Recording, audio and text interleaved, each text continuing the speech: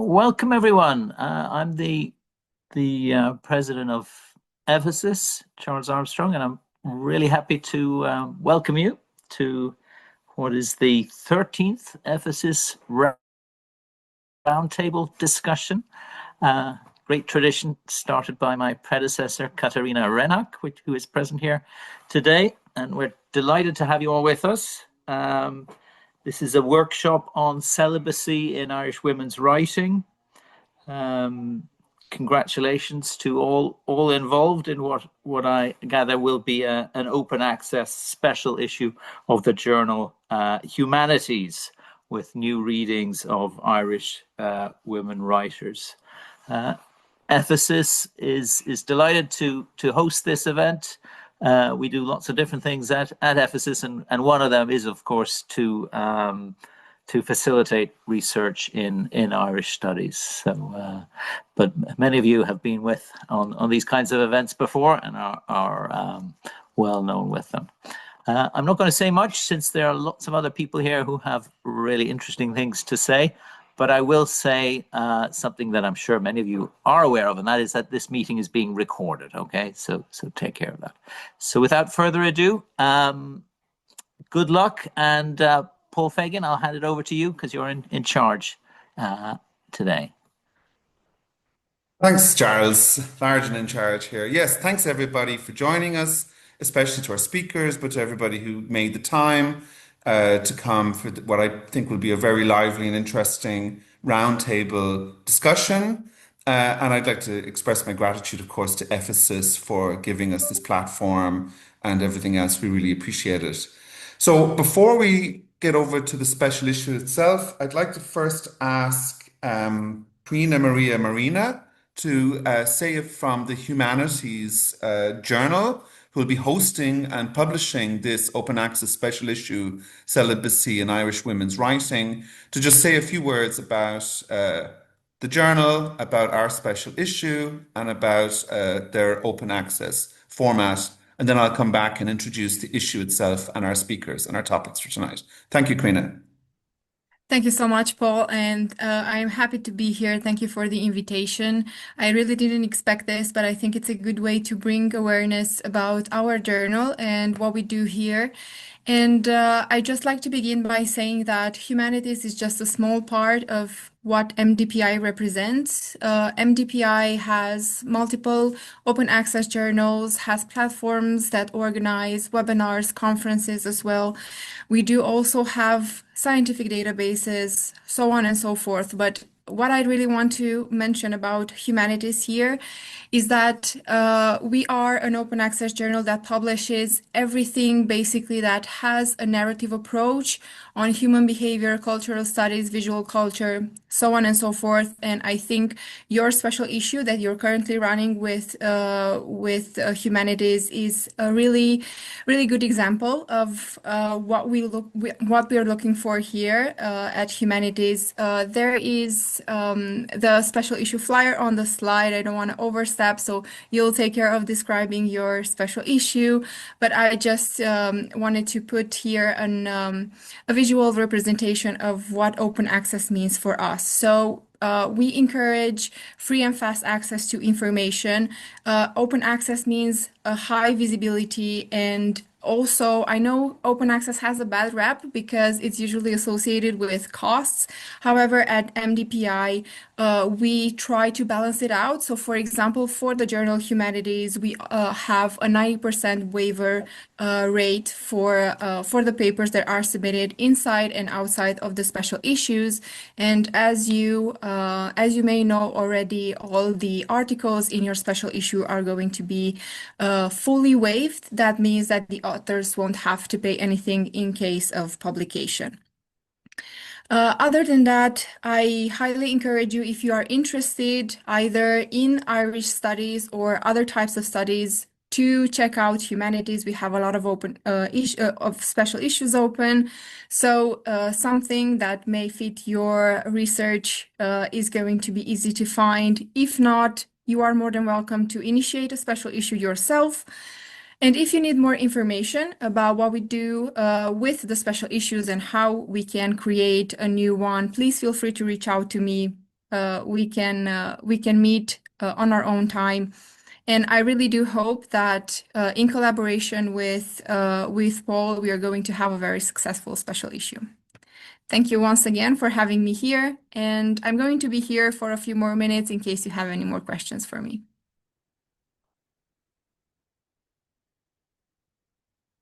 So, perfect. Thanks, Crina. Thanks again for publishing the special issue, which we're going to be talking about this evening.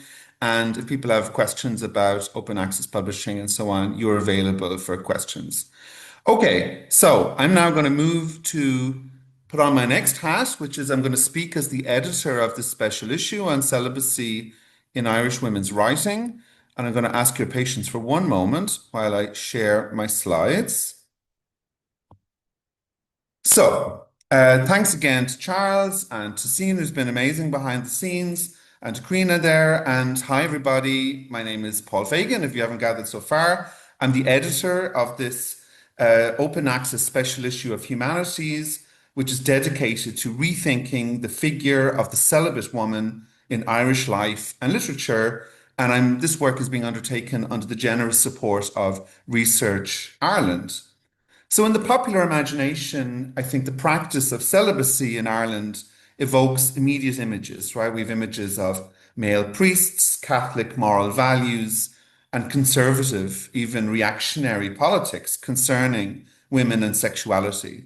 And what this special issue wants to do, its intervention into these conversations, is to explore a different history of secular and non-secular female celibacy in an Irish context that centers what might be, for many of us, less familiar feminist, queer, and activist versions of celibacy in Irish women's movements and literatures from the 19th century to the present.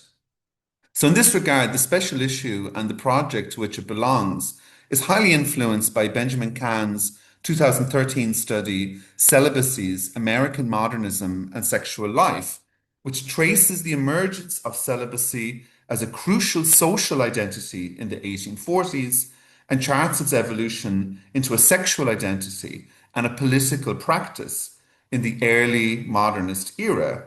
So our work is indebted also to recent work in singleness studies, such as Catherine Fama and Jory Lagerway's Single Lives, Modern Women in Literature, Culture and Film, which interrogates cultural narratives and representations of the single woman or spinster. So many years ago, reading these studies, I was really captivated by the thought or the question of how their approach might reframe some key discussions of these topics in a specifically Irish context. And this special issue is an attempt to find out, in many ways, how such a celibate or single studies reading might alter our understanding of several staples of Irish literature, from widows and nuns to spinsters and confirmed bachelors. And at the same time, I was interested in learning more about historical collaborations and the bonds formed between differently celibate women, whether in friendships, romantic relationships, creative collaborations, or forms of political and revolutionary organization. So before I hand over to the contributors, I want to establish some definitions and some contexts for the special issue and for the individual readings of particular women's lives, particular novels, short fiction, Irish writers that the contributors are undertaking in the issue and in our discussion today. So what's very important to understand here is that the meaning of the word celibacy has changed over the last 150 years. So in the 19th century, up to the 1860s and so on, celibacy literally indicated an unmarried person. Celibate meant unmarried and was distinct from terms such as chastity or abstinence, which denoted the act of refraining from sexual intercourse, often with religious and moral undertones.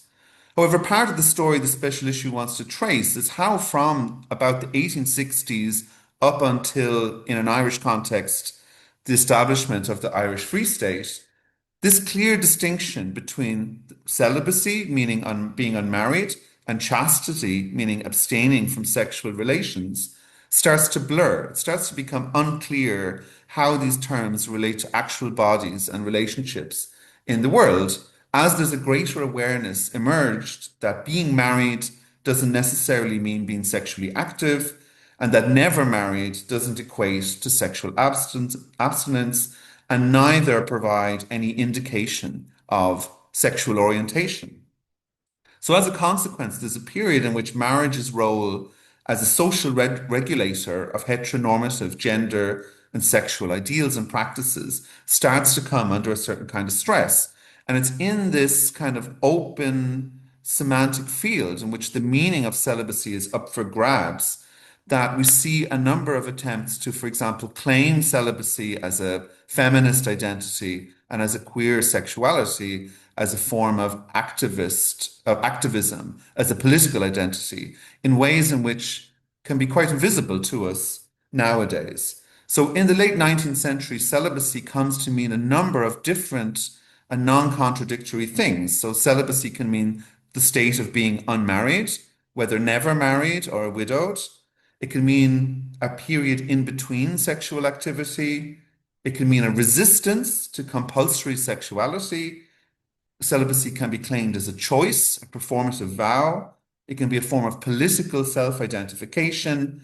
It can even be a kind of non-heteronormative sexuality in its own right, especially before the emergence and the hegemony of kind of sexological terms like lesbian, homosexual, and so on. So when we return celibacy to its contexts, this 19th century and early 20th century contexts, we find that, as Benjamin Kahn writes, celibacy's meanings in the late 19th and early 20th century can be as variable and myriad as those of sex itself. So the female celibate, the modern female celibate, emerges in the 1840s, 50s, and 60s through the mechanism, the technology of the census.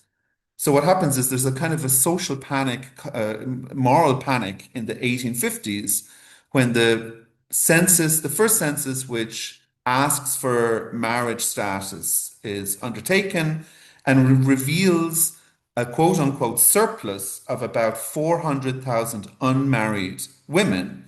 And this created a kind of a social panic in many conservative male cultural commentary periodicals and so on, who see these unmarried women as a danger to the stability of society, and particularly as a kind of a potential contagion of women who might choose to be celibate, who might choose to be independent and stay outside of patriarchal institutions.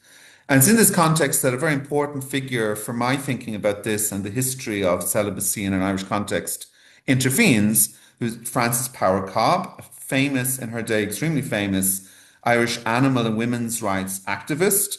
And she writes a response to this kind of moral panic over surplus women in 1862 in an essay called "What Shall We Do with Our Old Maids?" And in this essay, Cobbe argues, quote, "We must frankly accept this new state of things and educate women and modify trade to provide women the standing ground of a happy and independent celibacy."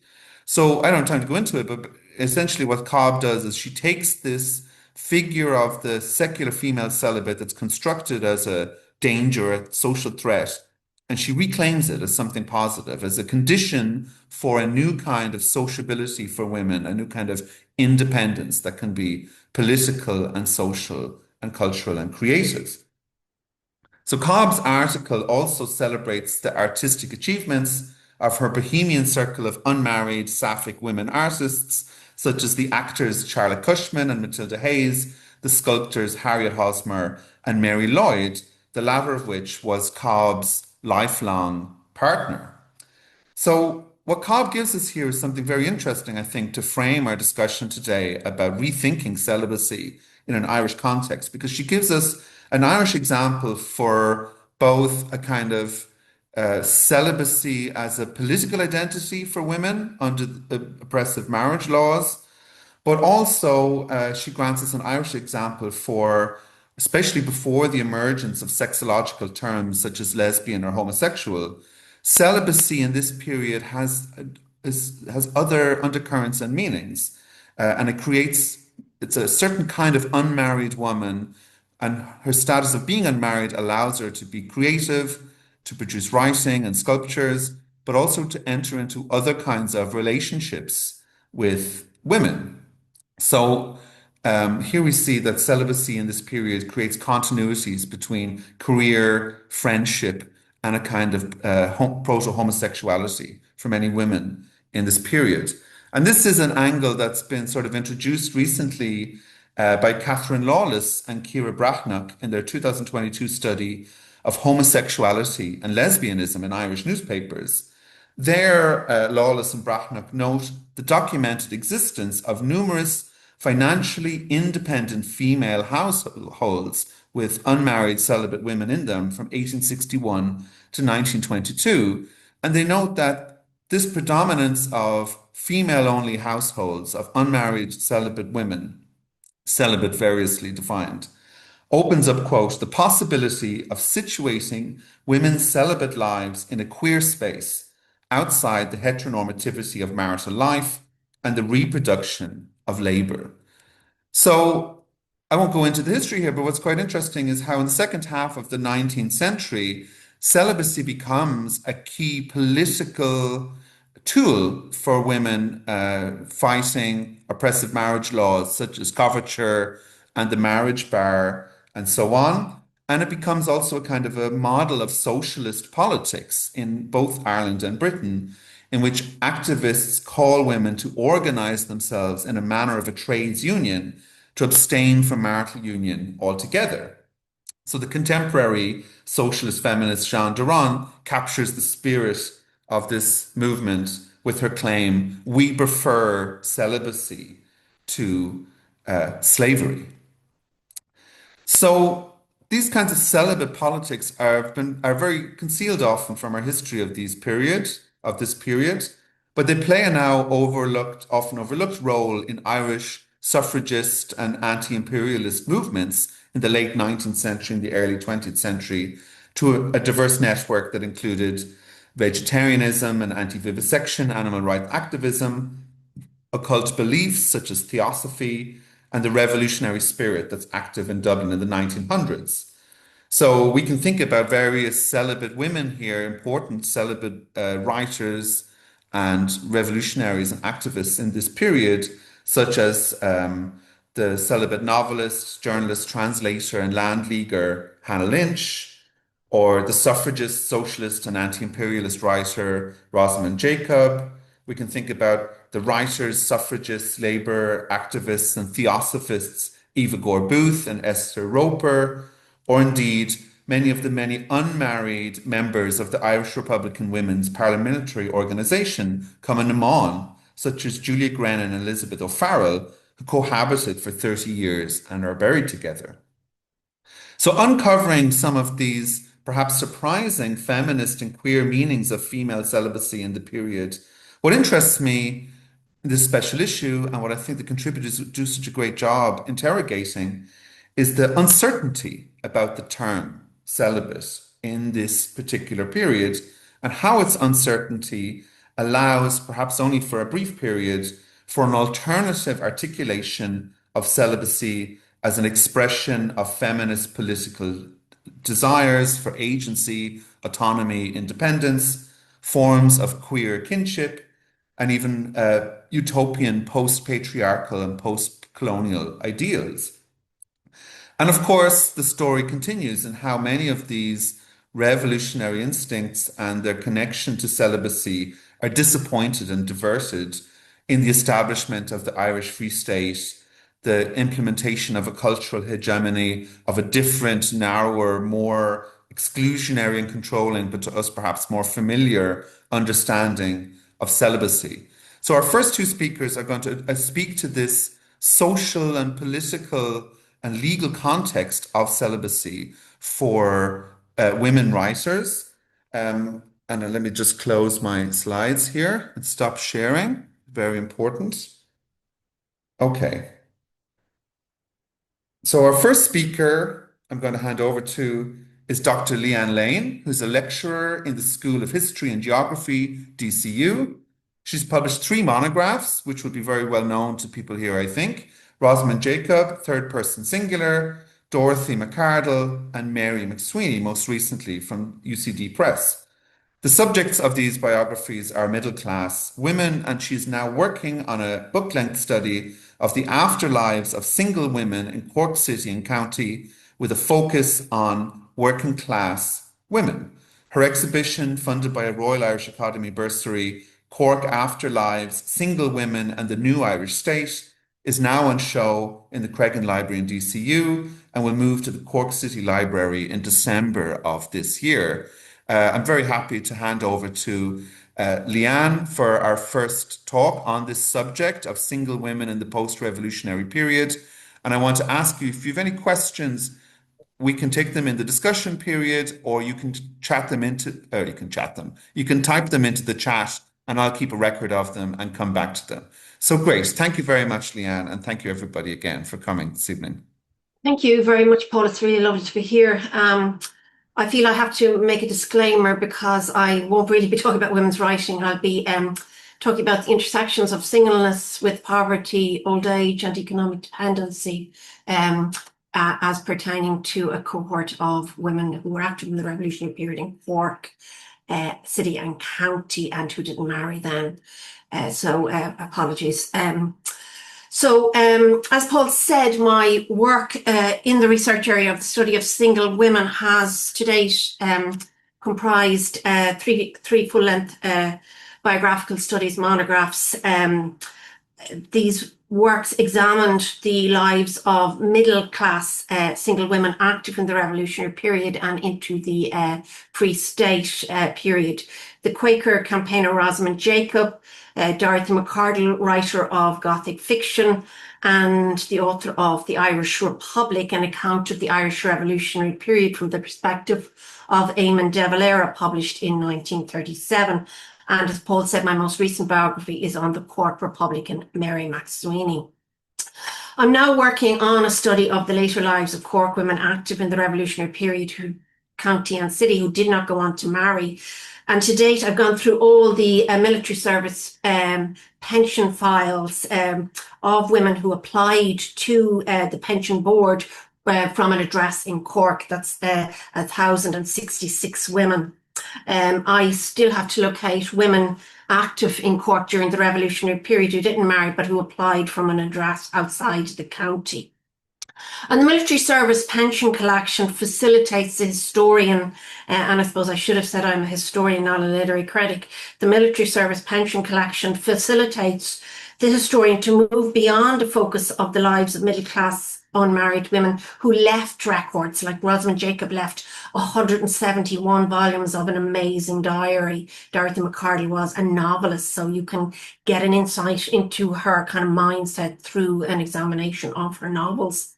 But the military service pension collection facilitates an examination of the lives of unmarried single women, and the collection allows for an examination of the very brutal reality of the socioeconomic and psychological experiences of these unmarried, mostly working class women in an Ireland that prioritised what Deirdre, I know, will be talking about in a moment, the male breadwinner wage.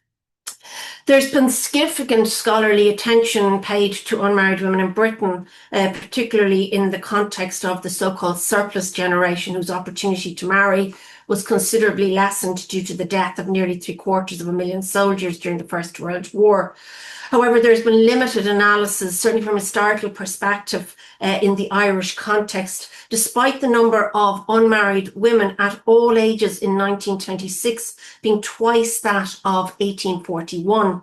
Furthermore, it must be considered that the census area in 1926 was 26, not 32 counties, as in 1841.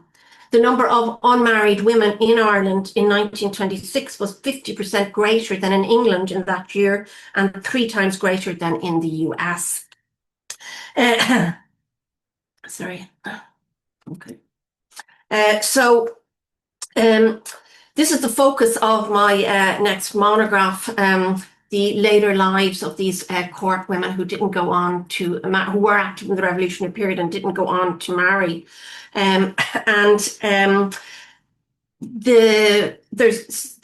interim outputs as well vis-a-vis the project. So as Paul said, the first stage is this exhibition, which is up now in the Cregan Library in DCU, funded by the Royal Irish Academy. There's also a dedicated website under construction and a dedicated social media account, Cork Afterlives. It's a Blue Sky account.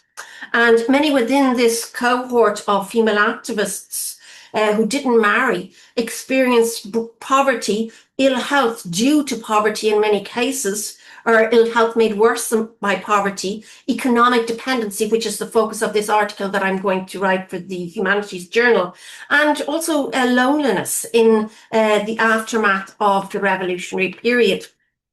Their unmarried status left these women particularly vulnerable in a patriarchal state structured legally and culturally on an essentialist view of the married childbearing woman. The Irish Free State placed a premium on the idea of, as I said, the male breadwinner wage, that men should be facilitated to earn a sufficient wage to allow them to maintain a wife and family. And this economic priority and the lack of equal pay for equal work impacted heavily on women who did not marry. And when Paul was talking, he was talking about choice. It's not that these women did not want to marry, they just did not get married. So we're not talking about a cohort of women who made any self-conscious decision to adopt an unmarried state, and the fact that they failed to marry, and that would be the way I'd put it, meant that they were in very, very dire straits in later life in many, many cases. And that's something that came out throughout all the pension files of unmarried women in the cohort. The lack of statutory benefits for lower class single women who were unable to access paid employment and who did not have the requisite social insurance stamps meant that they faced a vista of poverty and dependency on charity and family members. And the latter, the family members, this is something that I'm really interested in, were so often very, very begrudging and indisposed to assume the financial burden of those they often deemed economically unproductive. And of course, we do need to think about the wider economic context. Ireland in the 1920s and 1930s was very poor. The Irish Free State was concerned to balance the books. They were not concerned to invest heavily in the economy. In fact, they were spending a lot of the budget on compensating those whose businesses were destroyed, etc., during the revolutionary period. So in that context of economic downturn and a very stagnant economic state, family members who were often just surviving themselves were unwilling to embrace the unproductive, as they saw it, unmarried woman who was relying on their largesse, if you like. Mary McSweeney and Dorothy McCardle, who have written about, had education to third level, which allowed them to transcend some of the obstacles faced by single women, notably access to paid employment. Following her arrest after the 1916 rebellion, McSweeney lost her teaching job at St. Angela's College and set up St. Ita's School, the first lay Catholic school for girls in Cork City. McCardle was also educated to third level, and she also came into a substantial legacy in 1925 on the death of her father, Thomas Callan McCardle, owner of McCardle Moore Brewery in Dundalk. So that allowed those women the education, the finance that they had, allowed them to navigate the problems of singleness in a patriarchal state better than somebody like Rosamond Jacob, who was homeschooled and was very vulnerable and lived in very much kind of transient living spaces all her later life. And access to education, even at second level, was much more limited for lower class women. In the late 19th and early 20th century, there was an expectation that women would not engage in paid labour outside the home. They were supported at home until they married.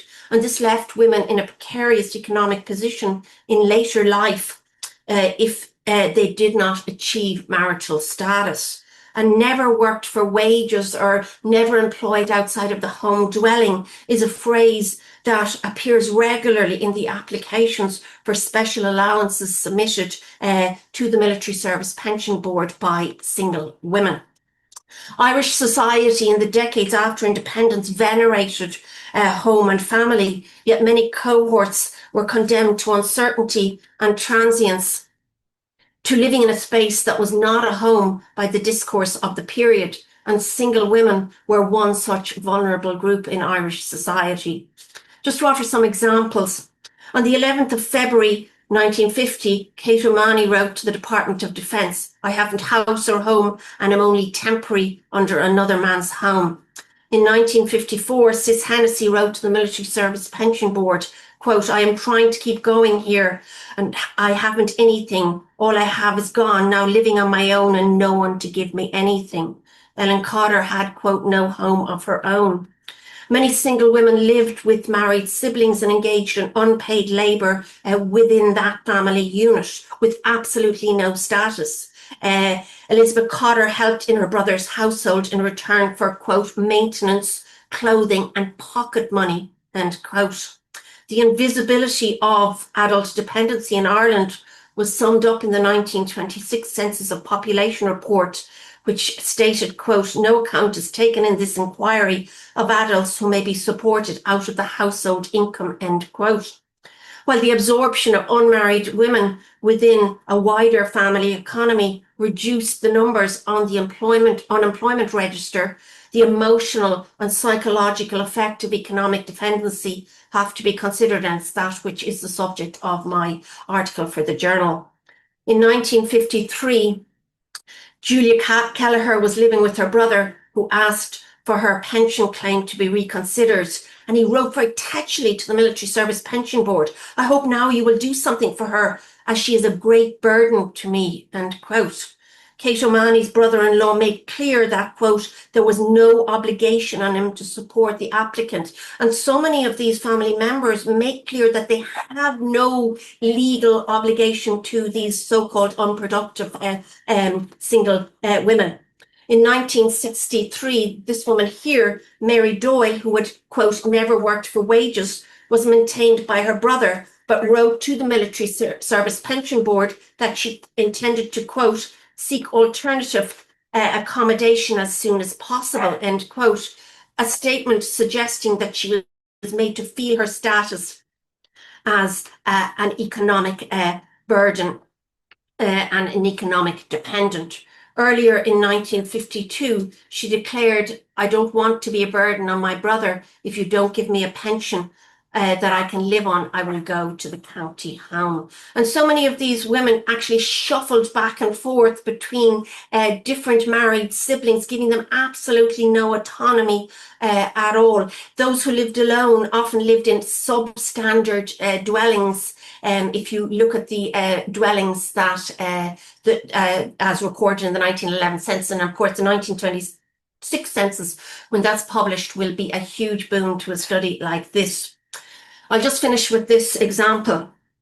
Julia Callahan's sense of disillusionment with the lack of recognition of her service was palpable. So all these women felt that they had given so much to bring the state into being, and they were absolutely horrified at the invisibility of Republican Labour when it came to handing out pensions, when it came to determining who was entitled to a pension. And there's a lot of begging, there's a lot of incredulity, there's a lot of absolute just disillusionment and just horror at the fact that they're in this appalling situation vis-a-vis poverty, etc., and yet they had sacrificed so much. And so many of these women also record how they had given up opportunities that were available to them, like emigrating at a certain age or continuing their education in the service of bringing the independent state into being, and that they were not recorded. So just to finish with Julia Callahan, she said, "I'm writing this on Christmas Eve, and I remember a Christmas Eve when I had a visit from a lorry load of British military who put me up against the wall."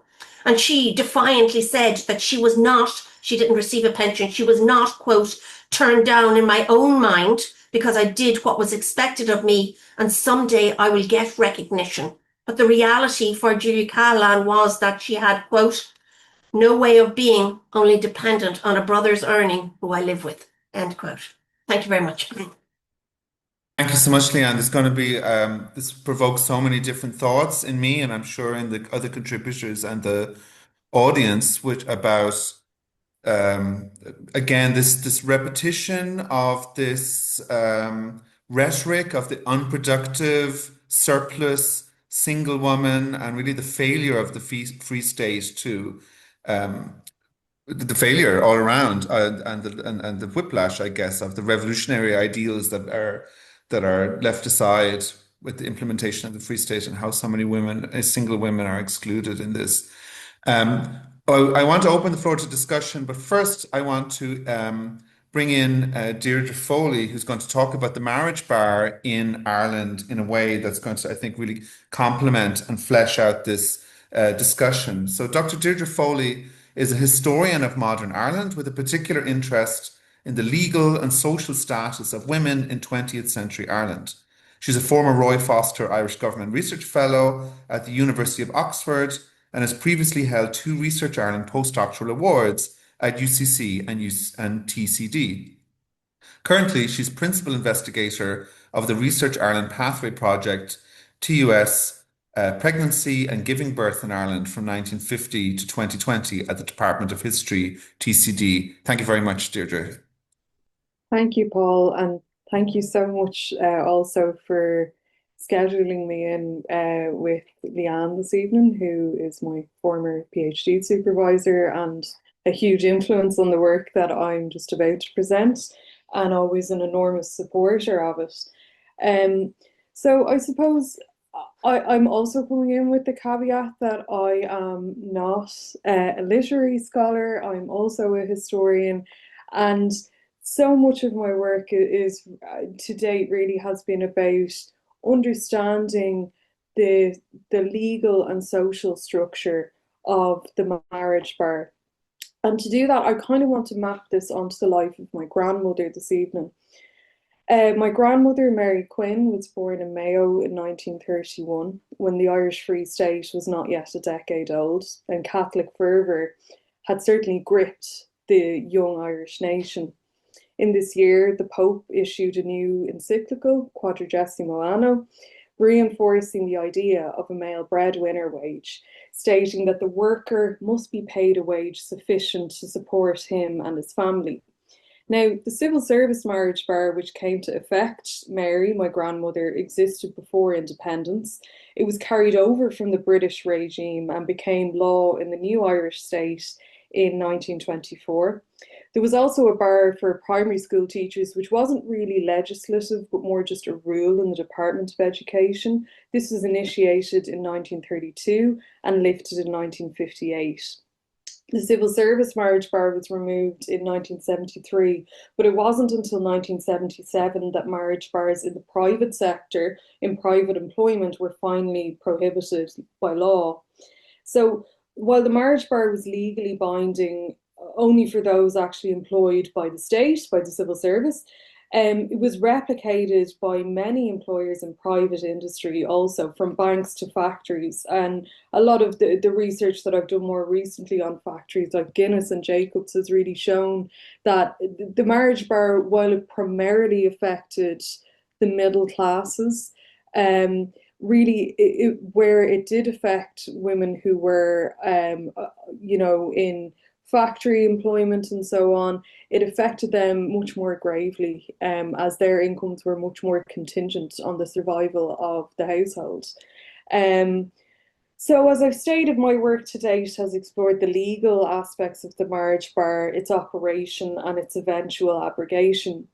The piece that I'm working on now for Humanities will take a closer look at the cultural aspects and legacies of the bar via personal, biographical, and, if I'm brave enough, some literary sources.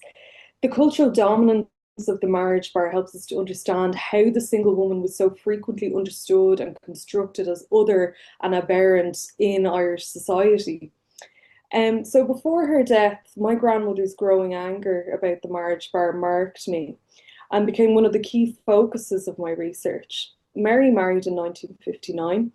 A young woman with abundant intellect, she was an accomplished violin player and gaeilgeoir when she entered the civil service after her leaving certificate in 1948. Now, issues of a Dominican convent past pupils kind of student yearbook and magazine, The Lanthorn, from the same period, illustrate what was to be expected of my grandmother's generation.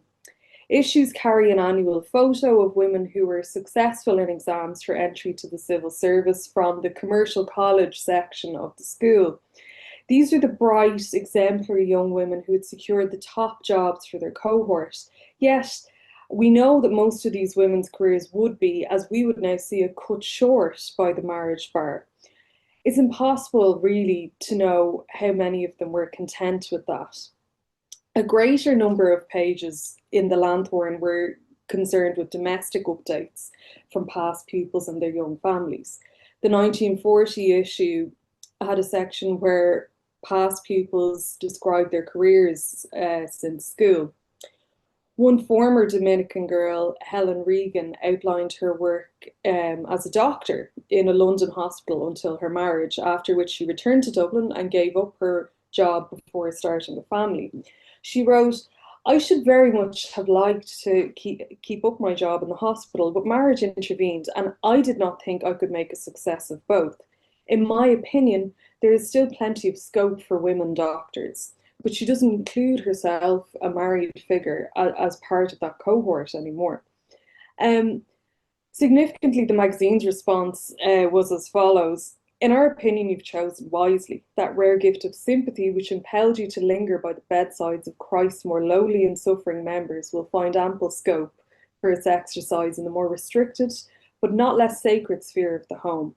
We've heard recently that you're giving invaluable help 2 or 3 nights a week as doctor to the Hoth branch of the Red Cross Society. Well done, Helen." So a strong factor precluding many mothers, primarily middle class and above, from continuing work was ideological as well as legal. There was no legislation preventing Helen from practicing medicine after marriage in Ireland. However, the bar and its culture affected all women, not just those who's married and were impelled to retire.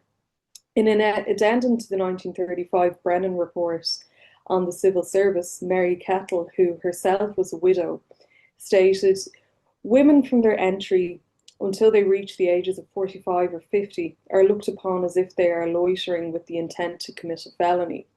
The felony in this case being marriage." And I'll leave it there. Thank you. Fantastic. Thank you so much, Deirdre and Leeann. I think that's a good opportunity to open the roundtable up to discussion. We've had 2 really, really provocative and important kind of situations of the question of being unmarried, being never married in an Irish political and legal framework, and the ways in which it is perhaps liberating the imagination of some of the early, like first wave feminists and revolutionaries I described, but then hits a wall or is undermined in the actual legal structures and institutions of the Irish Free State. But listening to your 2 talks in conversation with each other, you come across with the impression of being unmarried for women in the Free State has all of these kinds of financial and legal problems, but then being married also creates these legal barriers. There's this kind of double bind here. So I wonder if any of the other contributors to the special issue have any questions for Leeann or Deirdre or observations, or if any, please put up your hand. Or if anybody in the audience has any questions for our 2 speakers, you can put up your hand or type it into the chat. So while people are gathering their thoughts, I'll just ask a question to Leeann. I mean, something that strikes me here, Leeann, is my own research is very focused on this change meaning in the kind of political imaginary of what abolishing marriage, of what being outside of marriage could mean for women in Ireland in the kind of early 20th century. in kind of countercultural circles, and then how that comes up against the reality, but not the inevitability of how it works out in the legal structure of the Free State. So you look at people like Eva Gore Booth, who imagines part of her radical politics is to imagine a post-marriage world. She imagines a future in which Ireland, in which marriage has been abolished, and even a kind of a post-gender world informed by her theosophical, occult kind of interests and so on. And the promise of this, or the imagination of this, is really undermined or lost in the formation of the Free State. I wonder if any of the women that you are looking at in their testimonies reflect on this, or reflect on this kind of lost future, if we could put it that way, that some of the revolution was working towards, or if it's really focused on current circumstances. I think that's so interesting, but I think, Eva Gore Booth has the luxury of being able to imagine this because she was born into a certain class. Even if, she had to work for her living, etc. Coming from a different class, I think is so important. The women I'm looking at are, first of all, you really are not going to apply to the Military Service Pension Board unless you are in poverty. So we're really talking about people who are in extreme poverty. So you don't have the luxury really, when you're barely surviving, of thinking about any kind of a post world. They also were heavily illiterate, or quasi-illiterate, I suppose would be a better way of putting it. They don't write very fluently. When you come across women who can express themselves well, that's actually stands out. And so I think we have to think about the intersections of singleness with, class in that context, and education. I just think about the three middle class women I did study. It's so interesting that Dorothy McCardle lives this would be somebody who possibly could imagine that kind of world.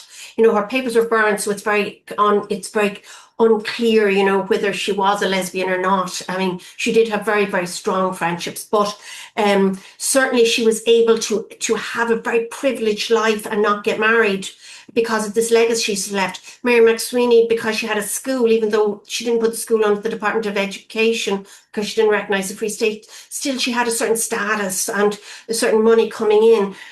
Rosamond Jacob was probably the most vulnerable because of her lack of education. She had a small legacy and she was really trying to make ends meet. When Frank Ryan was calling around in the middle of the night, when they were having a relationship, she'd get really irritated if he didn't arrive, if she'd left out food, because I suppose that was food that was wasted on a very limited budget. So I think you only have the luxury of imagining an alternative, in Eva Gore Booth's kind of mindset, a type of utopia, post-marriage utopia, if you have a certain standard of living. And the women that I'm talking about are literally denied any autonomy at all, as I said, shuttled between different family members, really made to feel their economic dependency. So it's that really comes out for me, the sense of not being wanted. Yeah, this is so important, the intersection with class, but it's also, I think, crucial, of course, to identify the source of this problem, which is the state, which refuses to imagine different kinds of life scripts for women and to support them financially, institutionally, and so on and so forth, right? I mean, this is but the state was very parsimonious anyway, about marriage was no kind of it wasn't no. If you were married, that did not mean you were not in poverty, but you had a greater chance of falling into poverty as a single woman, arguably. And yes, the state didn't legislate, to put in any kind of safety nets, to allow a single woman to live an alternative type of a life. But it was a very parsimonious state anyway in the 1920s and 30s. So it wasn't giving proper unemployment benefits to anybody, etc. But if you've never ever worked, like a lot of these women did, then you were never on the register for an unemployment benefit. So you had never a chance to build up the requisite stamps. Yes, absolutely. But material and also ideological, because the first thing the Free State does is grant suffrage, but then make divorce illegal, right? So there's this kind of Yeah, and one thing that really came out is that the Military Service Pension Board presumes really that every woman is married unless they're literally told. And, the forms often say, date of marriage. So in other words, a single person has to actually negate that question and kind of write an answer to another question. And also, a lot of the women are addressed as Mrs. To their irritation, because the presumption is that every woman is yes. married. Yeah. That's so interesting that the natural state of woman Is in married. this assumption is it Yeah. married, and the abnorm or the thing that has to be clarified is the unmarried woman. I find that very interesting and provocative for our subject. Mary Matthews has her hand up there. I'd like to invite Mary to the discussion.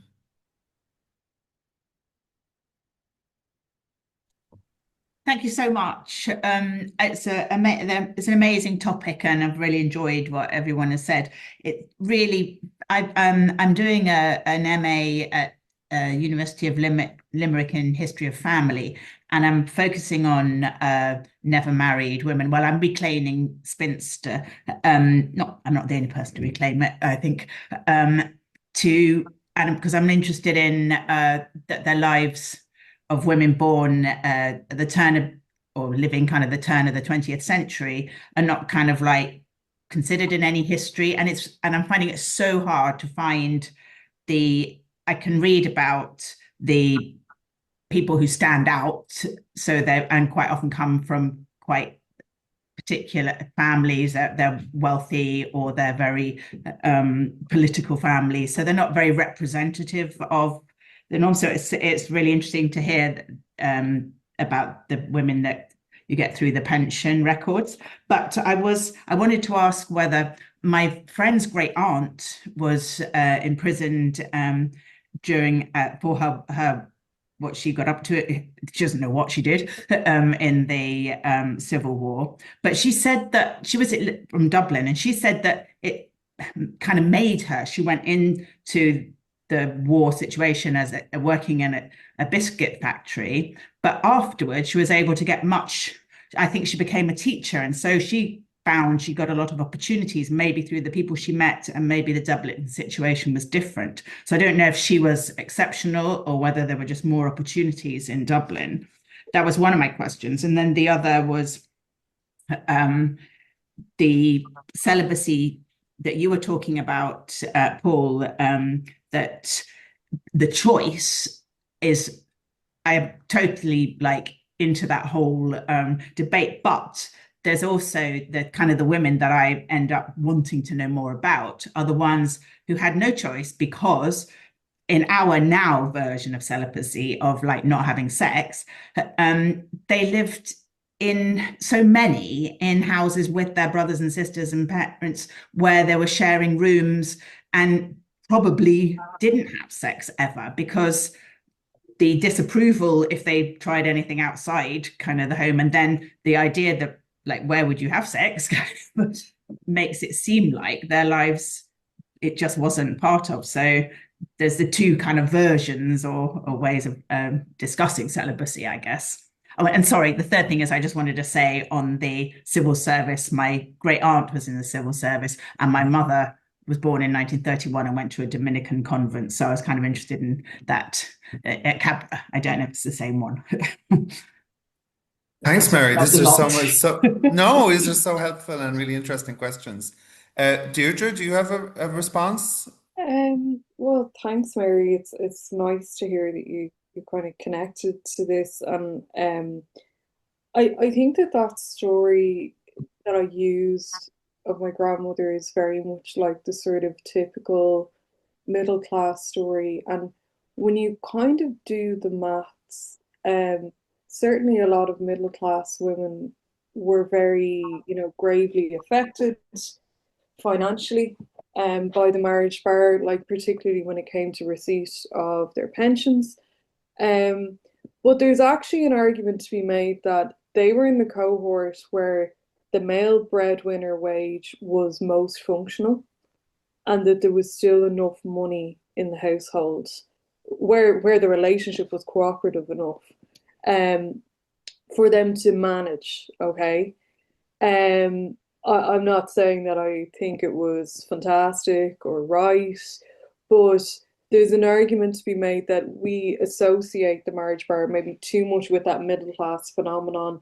I think actually because the women who are most outspoken about this now, including my late grandmother, were kind of, middle class women who were, very outspoken generally.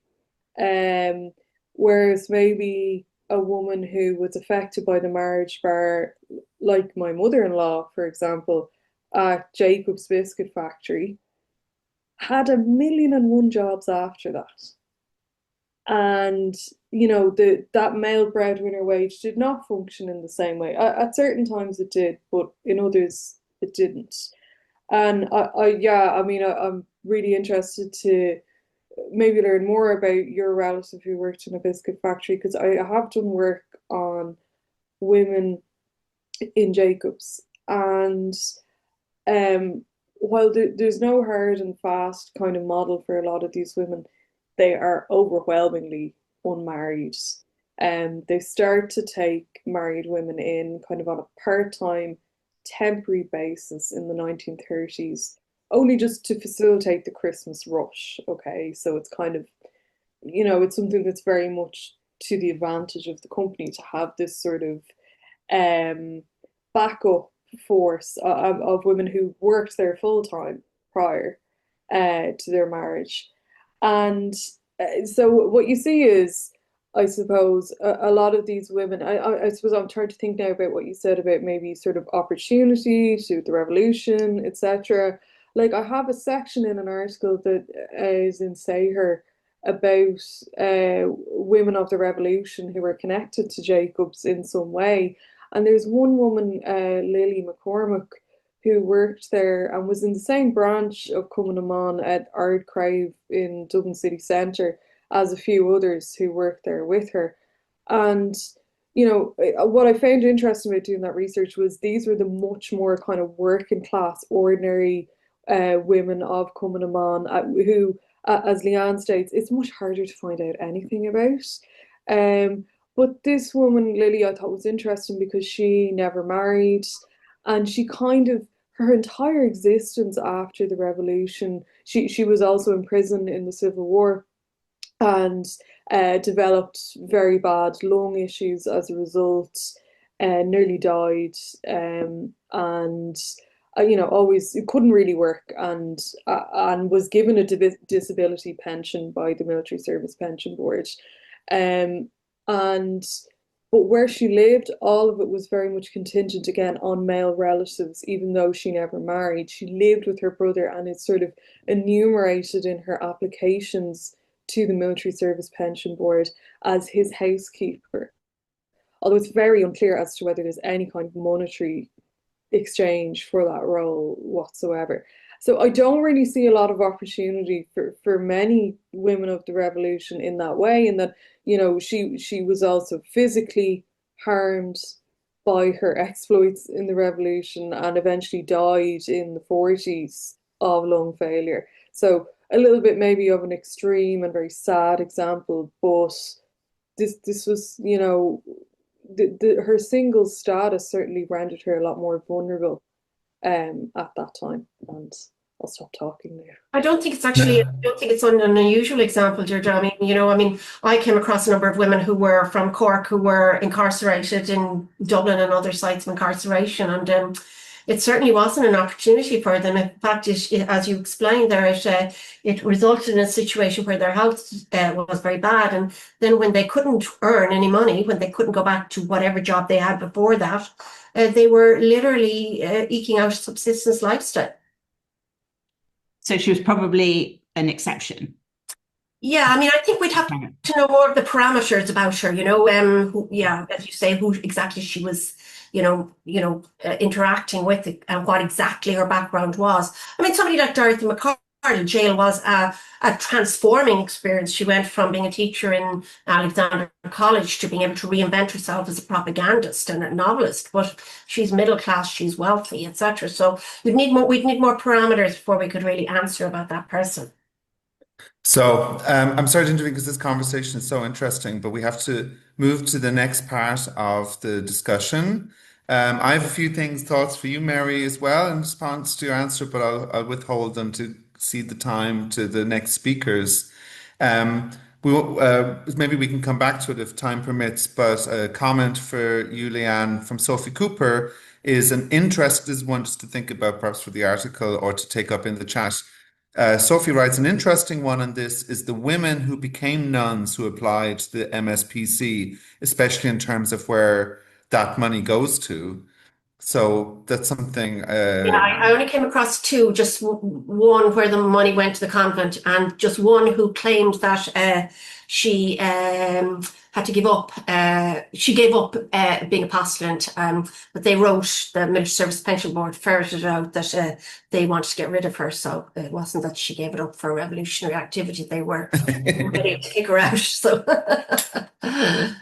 This is so interesting. And even what you talk about, Mary, the idea about how different living circumstances and different financial restrictions can create a different relationship to sexuality, I think is a really important idea that we need to think about in more detail, right? I mean, we live in a time where information about sexuality is very available to everybody. But for example, there's a famous Irish feminist in the early 20th century, Margaret Cousins, and she writes this famous book, this geography, with her husband James. And in that book, she says that she was ill for a year after a wedding night after the revelation of the sexual nature of human marriage. And she said, I vowed that I will never, degrade me and my husband vowed that night we will never degrade ourselves again by engaging in such an activity. And this is, it's hard to imagine, but I suppose there's some historical imagination that's possible about certain kinds of different attitudes and different awareness and different kinds of ignorance and so on about this. But with Cousins' case, it's also, I think, ideological because she's a theosophist and she's very interested in celibacy as a political identity and so on. And I also mentioned Lawless and Bracknock's article about noticing all of the cohabiting women in the late 19th and early 20th century, often for financial reasons, cohabiting unmarried women. And there's lots of questions that can be asked beyond, is sex happening here? What kinds of relationships are possible? What kinds of union can be formed in ways that might be invisible to us from maybe a presentist kind of hetero-homo binary kind of different ideas of friendship, companionship, collaboration, and so on.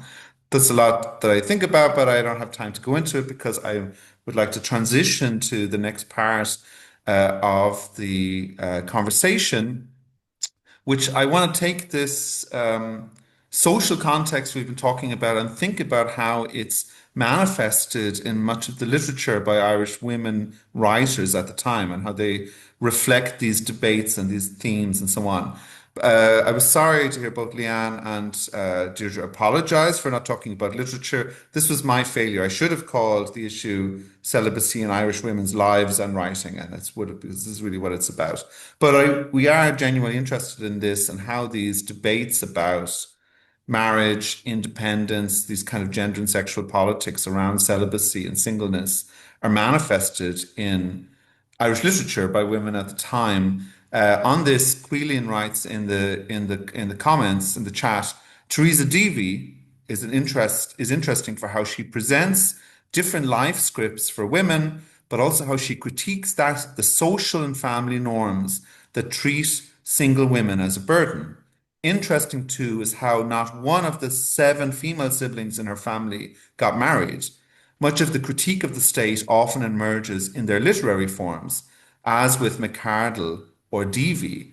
And it's something I've noticed too, how these debates produce certain kinds of literary genre in the period. So for example, one is a prevalence of first wave feminist science fiction, often with these kinds of celibate utopian futures, right? So for example, Elizabeth Burgoyne Corbett has this book, New Amazonia, which is this very insane book where it's in the future And it's after a European war in which England has been defeated, and there's this new empire of the Chusos Scottish Empire. And they inherit two problems from English society. One is the surplus woman problem, and the other is the Irish problem. And they solve both problems at once by sending all of their excess unmarried women to Ireland. This is to colonize Ireland and create this kind of utopian society. So, very weird book, very interesting book, but a manifestation, I think, of these kinds of debates around surplus women, like surplus women, the politics of this, and so on and so forth. And you also, I think, see the emergence. Benjamin Kahn has written about this, of a kind of a novel plot, which is in opposition to the marriage plot, which we might call the celibacy plot, where everything works as with the marriage plot. There's a suitor, there's an obstacle, and so on.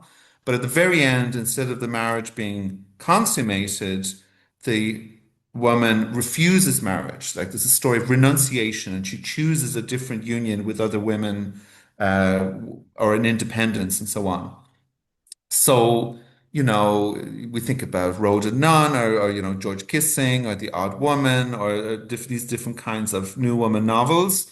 But in an Irish context, I think we also could think about Elizabeth Bowen's The Hotel or The Last September as examples of celibacy plots, where the marriage plot is not resolved and it ends with a renunciation of marriage, true choice or circumstance. Maybe we see this particularly in Kate O'Brien's novels, such as The Anteroom and so on, where there's a renunciation of the marriage plot, a choice of a kind of a suffering celibacy for the characters. So I think literature can be really important point of access to these debates, and as it so often is, of course, to the intersection of the social and the psychological. And for this, I'd like to ask Kate Costello-Sullivan to tell us about her contribution to the special issue. Kate is the current Mary A. Carroll Endowed Professor in Arts and Sciences at Le Moyne College and a past president of the American Conference for Irish Studies. She's published widely, as many of you here will know, on the 19th to 21st century Irish fiction, including monographs such as Mother Country, Politics of the Personal in the Fiction of Colm Tóibín, and Trauma and Recovery in the 21st Century Irish Novel. She's also edited critical editions of Sheridan Le Fanu's novella Carmilla and Norah Hoult's short story collection, Poor Women, about which she's going to be talking today. Most recently, Kate co-edited the Rutledge History of Irish America with Keane McMahon, and she's the current editor of Syracuse University Press's Irish series. So Kate's contribution to the special issue is about Norah Hoult's short fiction, representation of single women in Norah Hoult's short fiction as a response to James Joyce. So Kate, please take it away. Great. Thanks, Paul, and thanks to EFACIS for hosting this. It's so nice to see so many colleagues here today. And I think what I'm going to talk here about briefly dovetails really nicely with what Leeann and Deirdre said, in particular about the intersections of class, and in the case of this story, age. So this is the collection that I'm talking about, if you're looking for a good read. And Poor Women is a text that's riddled with single females. And I just want to quote briefly from a short passage that she includes in some but not all editions of the 1929 run of the collection. She entitled it Marry, Pity Women, which is an intertextual reference, ironically, to Rudyard Kipling, which I can talk more about later if you want. But this is the quote I pulled out. Any sensitive young woman starting out in life comes up sooner or later against the hard and sometimes unpalatable fact that it is one of her most important jobs as a woman to conciliate the man. He may be her father, he may be her employer, he may be her lover, he may be her husband. The point is that the great majority of women are dependent on some man.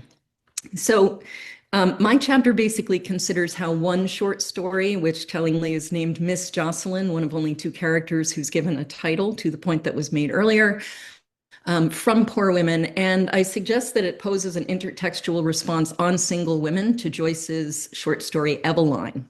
If young Eveline is paralyzed by her societal position and by familial obligations, older Miss Jocelyn is irrevocably trapped by hers.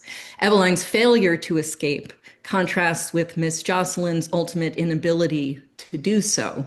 But one of the things that's interesting is that the story also positions Miss Jocelyn as someone who did manage to create a single life for herself on her own terms until age and poverty intervened.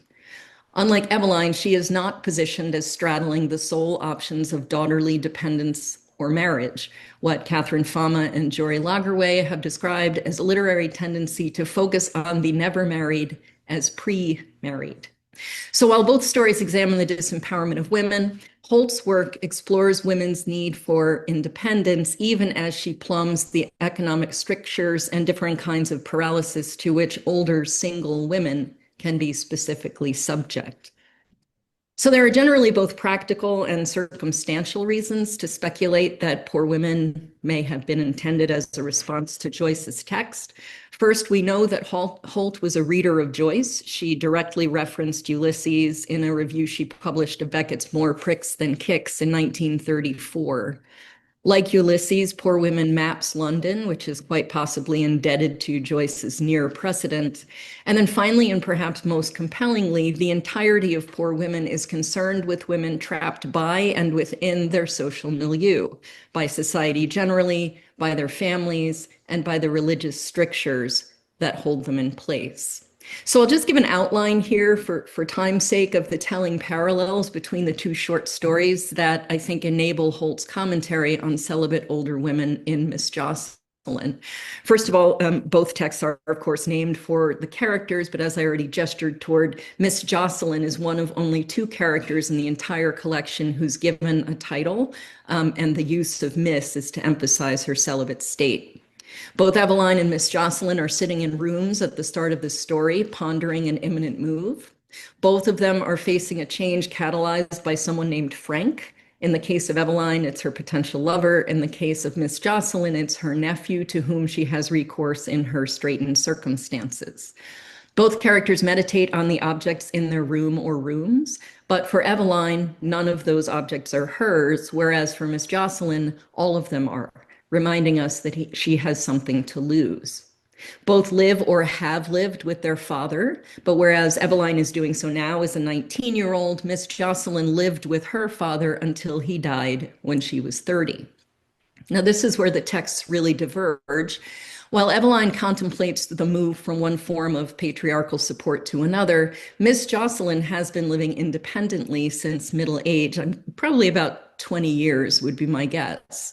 Whereas Eveline has a choice to make, Miss Jocelyn pointedly now has none. Her inability to find employment, catalyzed by her age, works against her. If Eveline is desperate to leave her home, Miss Jocelyn is just as desperate to stay in hers. And so the text offers an extended meditation on ageism, which I get into in a longer chapter. The second half of Miss Jocelyn traces not only a paralyzed inability to travel, but rather Miss Jocelyn's unavoidable journey. And it takes her from, taxi to train to walking. Basically, the fact that she can't evade this trip to live effectively as a servant in her cousin's home. And then the last thing I'll mention is that the two stories parallel each other in the character's final sense of paralysis and entrapment. But the reasons for that entrapment are for entirely different reasons. So I'll just stop there and I'm happy to discuss as needed. Thanks, Kate. This is fantastic. Norah Hoult, and particularly Poor Women, is such a rich text for these reflections on how to rethink representations of single women in Irish writing. I'm sure there'll be lots of questions. But first, I'd like to invite Julian Oldham to talk about his contribution to the special issue. Julian recently completed a PhD entitled Virginity and the Early 20th Century British Novel, Fictions of Incompleteness, which argued for virginity as a significant touchstone in British modernist fiction. In 25-26, he's a stipendiary lecturer in English literature at Christ Church College, Oxford. Thank you, Julian. Thanks very much, Paul, and thank you, everyone. As you can tell from the bio note, I don't come so much from an Irish studies background, more a British modernist virginity studies one. So it's been great to learn from you all today. So I'm always interested in references to virginity, that is, where it's directly addressed, rather than where we can infer that a character is lacking sexual experience from symbolism or from narrative framing. And I think this is a really fun way into my contribution to this special issue, in thinking about the intersections between celibacy and virginity that we can talk about. Virginity, perhaps even more than celibacy, is an ambiguous word, and one that is highly context dependent. And my ongoing collation of intriguing virginity references is one reason I wanted to work on Molly Keane for this special issue. I imagine most of you are aware of Molly Keane, but just very briefly, she's an Anglo-Irish writer with novels published between the 1920s and the 1980s, most of which were published under the name M.J. Farrell, and they're generally social comedies set in decaying old houses and populated by unworldly women, and from the 1930s onwards, queer relationships as well, to greater or lesser explicitness. So the moment I'm most interested in comes at the end of the novel Devoted Ladies, which is from 1934, and it's the first with a prominent lesbian relationship at its centre, or at least what is often thought of as a lesbian relationship. We might think of it also in non-sexual terms. And it's otherwise invested in unpicking female devotion. So at the end of the novel, Jessica, a visiting British character coded as a lesbian, and the novel's villain, throws an insult at a more minor character who is the young Irish woman, Piggy Brown. Jessica says, "You fat, hungry virgin. Virgin yourself," Piggy replies. It's a fun comeback. You can judge for yourself how successful it is. And I'm really interested in this quote as a way of thinking through the relationship between virginity, fat, and hunger in Keane's novel, and to a lesser extent beyond it. So are fat and hunger framed as essential, even biological aspects of virginity or celibacy in Keane? Does this hunger play out in narrative, and does it have either queer or heteronormative effect? So I think I start with looking at briefly at early 20th century sexological thought about virginity and especially physiology. It might not surprise you to hear that there is very little about a virgin's ideal body shape, or at least that I have found so far, probably because the idea of a virgin body shape is not true to life. There are some very unhelpful statements, such as one gynecologist's pronouncement in 1910 that one can identify a virgin through breasts that have, quote, the virgin conformation. So you get a lot of contradictions of that kind. So that's not a particularly useful route to go down in terms of determining, is there a link between fatness and virginity in Keane that she's getting from a social or scientific context. So instead, I looked at Keane's 1928 novel, Young Entry, which is mentioned within Devoted Ladies. And there, virginity is admired by one male character as purity of mind and not linked to the body, although he also critiques a young woman for being too fat. So virginity has some links to ideal beauty standards. So that's one line of thought. Another is hunger and appetite, which are often discussed in Keane criticism, and quite often in relation to sexuality as well. Is appetite for food a kind of transference of sexuality or emotional attachment? And Good Behaviour, the 1981 novel, that was nominated for the Booker Prize, is the most famous text in this area. In that novel, the protagonist, Arun's fatness and the pleasure that she finds in eating are linked to her near compulsive habits. And Arun is also given the nickname Pig. So you can think through the emotional resonance of that as well. But in Devoted Ladies, it is harder to say, I think, whether Piggy has a hunger for either food or any particular individual, either romantically or sexually. Exactly what Piggy wants remains out of reach in Devoted Ladies. And in my contribution, I want to discuss that through analysis of plot points that would be too convoluted to explain here, especially the end of the novel. But to be oblique, Piggy makes a choice that seems to reward heteronormativity in other characters while still leaving her on the edge of it. So I will come to an end there, I think. Fantastic. Thank you, Julian. Just to, before we open up for a discussion, I'd like to ask Maureen O'Connor to talk a little bit about her contribution about Edna O'Brien, called Edna O'Brien's Disappointed Spinsters. So Maureen is a senior lecturer in English in University College Cork. She's the author of The Female and the Species, The Animal in Irish Women's Writing, and of Edna O'Brien and the Art of Fiction, as well as the co-editor of Wild Colonial Girl, Essays on Edna O'Brien and Edna O'Brien, New Critical Perspectives. So, Maureen, maybe you could say a little bit about Disappointed Spinsters in Edna O'Brien's work.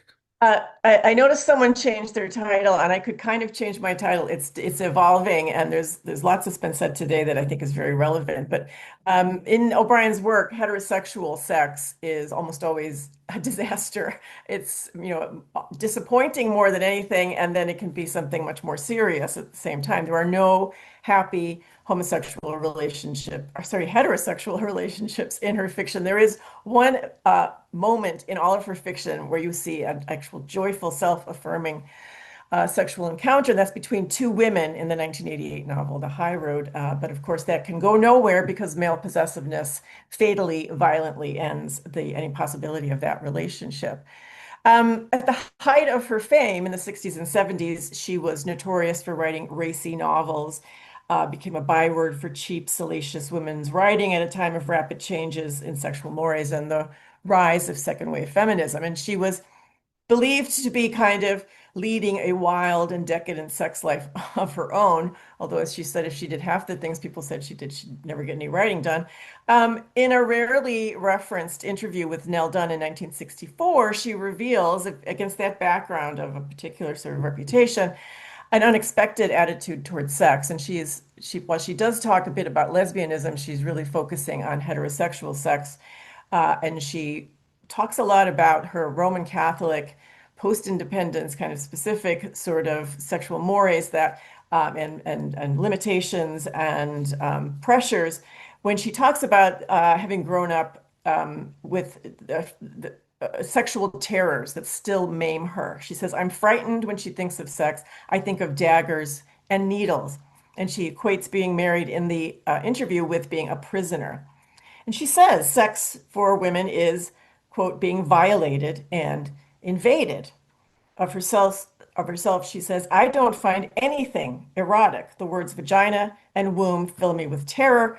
The bulk of my body is closed to my enjoyment of it. I don't think I have pleasure in any part of my body because my first and initial body thoughts were blackened by sin, and therefore I think of my body as a sort of vehicle of sin, a sort of tabernacle of sin."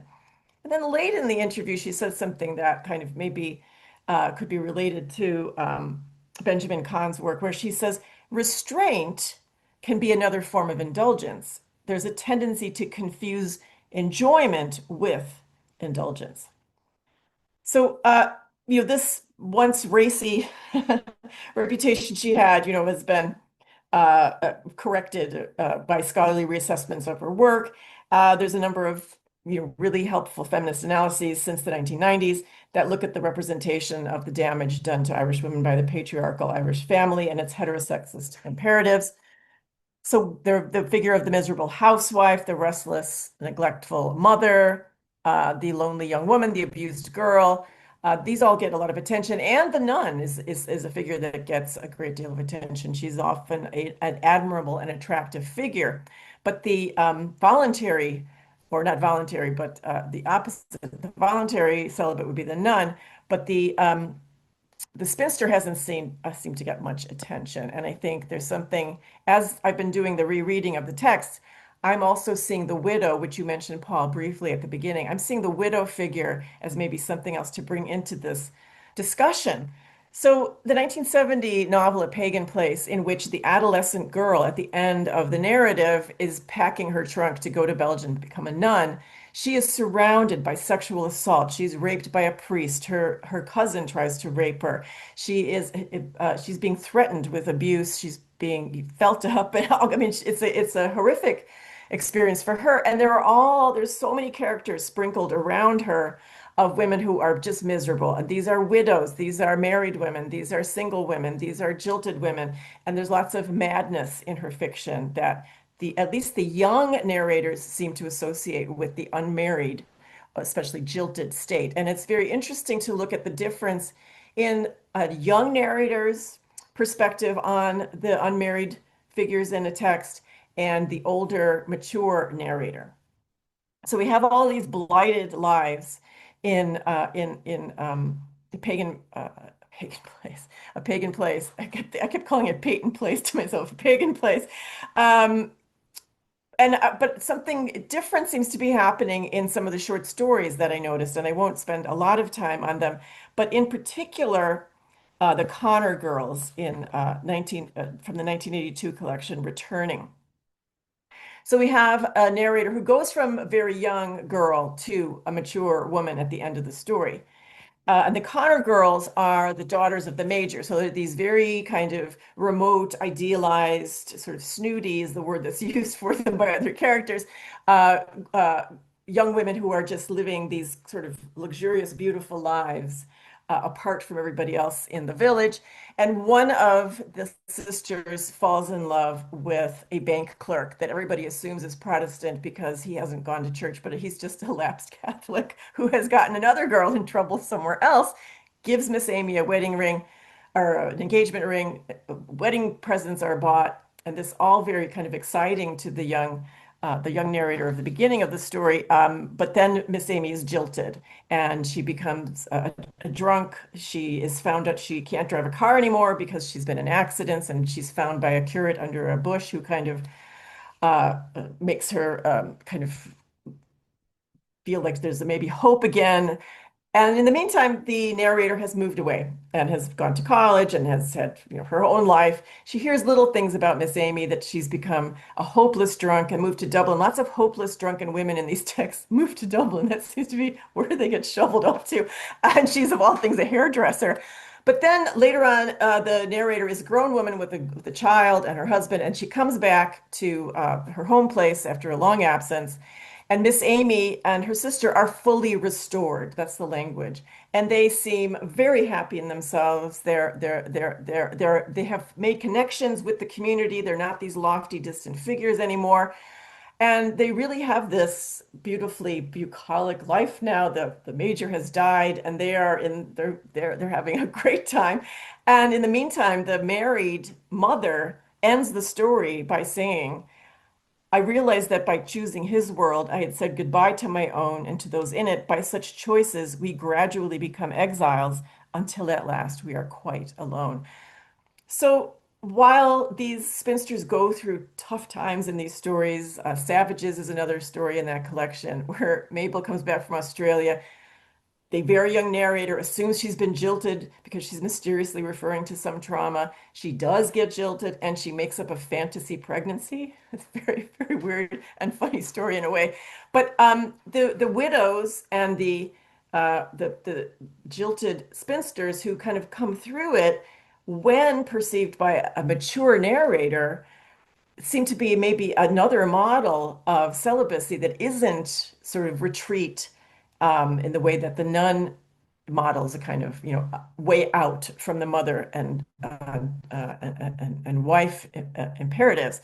And I'll just mention very briefly a story that I really enjoyed rereading from Mrs. Reinhardt and other stories from 1978, Christmas Roses, about Miss Hawkins, who's a retired dancer and performer, and she is kind of flirting with a young man, and she's remembering all of the abandonments and the jiltings and the horrific things that have happened to her over the years. She's going out to make dinner for this man, and she says, or she's going out to buy food for dinner she's going to make, and she says she now took her rightful place alongside other housewives, alongside women who shopped and cared for their men. But the more she starts dwelling as she's waiting for this man to come on her past disappointments, she kind of takes fright and she jilts him with a note saying, "Don't ever come back here again." And I think the title, Christmas Roses, she's a very avid gardener in her retirement, could maybe be thinking, maybe referring to a sort of late in life blossoming, which is one of the ways in which I'm starting to see the more I'm reading that the spinster isn't just a figure of like disappointment and the dreadful, dead end that is the only option for the unmarried woman in the fiction. And I'll stop there. Fantastic. Thank you, Maureen. I think it's a good opportunity just to pause for a moment. We've seen Norah Hoult, Molly Keane, Edna O'Brien as really fascinating examples of Irish women writers who are very careful and thoughtful in their representation of unmarried women across different class and age categories. Kate pointed out this assumption in Joyce that Holt seems to be kind of interrogating, that single women are always pre-married, right? They're always just in the suspended state of adolescence, but just on the cusp of being married, right? There's only one script that can be played out. Miss Jocelyn is a very interesting case of an older woman and a kind of interrogation and a critique of Joyce's writing about this through in Poor Women. Julian, you've pointed out this the idea of virginity and its relationship to body ideals and size phobia, how it's constructed as a category by Keane in this really interesting way. And Maureen, you've pointed out how Edna O'Brien's representation of spinsters and unmarried women is this really untapped aspect of her aesthetic, and maybe like in line with the idea of the journal special issue, a way of re-entering these conversations and rethinking authors that we think are very familiar to us and their gender and sexual politics. Does anybody have I just any? want to say, Paul, like Yeah, really, please. this has been eye-opening to think this way and reread these texts. I mean, just things that I really came to, I have to say, I came to reading her work with a certain set of assumptions myself that are now really being challenged. So thank you for this. Oh, that's great to hear, because that's really the idea of the issue and of the whole project. I mean, it is interesting how much like the idea of the spinster, the unmarried woman, is an inherited trope, and even very critical readers and people who are very reflective. That's something that Benjamin Kahn writes about in his study, how celibacy is sort of the last outpost of kind of gender and sexual studies. It's the thing that's still invisible to us because it always still seems like a mask for another identity. It always still seems like a closet for a repressed sexual identity on the straight homosexual binary, and is never taken as something in its own right. It's never thought of as an identity that's coherent and legible to the characters who live it, and the people who live it, and to the people who represent it. So I think there's a lot that gets unlocked in these texts and these stories by thinking about this. Something that both Kate and Maureen's presentations touched on, but I'm interested in your thoughts on this too, Julian. In the first part, Leeann brought up the intersection of married status and class, and how important that is, how different the experience of unmarried life is for women across economic classes. But the intersection also with age becomes a key point in a lot of your in your presentations and in your articles. And I wonder if you could speak just a little bit more about the importance of age as an intersectional category with economic class and marital status for sort of understanding how these authors are working with these concepts of virginity, never married, as yet pre-married, let's say. Well, I mean, in the case of Miss Jocelyn, one of the things that's really interesting about it is, like I said, there's a certain synonymy in the presentation of the stories. They both start in the room, although in the case of Miss Jocelyn, they make a point of saying she has rooms. She has more than one room. She's been living on her own independently until now, because now no one will hire her. And basically, the text explicitly says she knows that they just feel she's too old.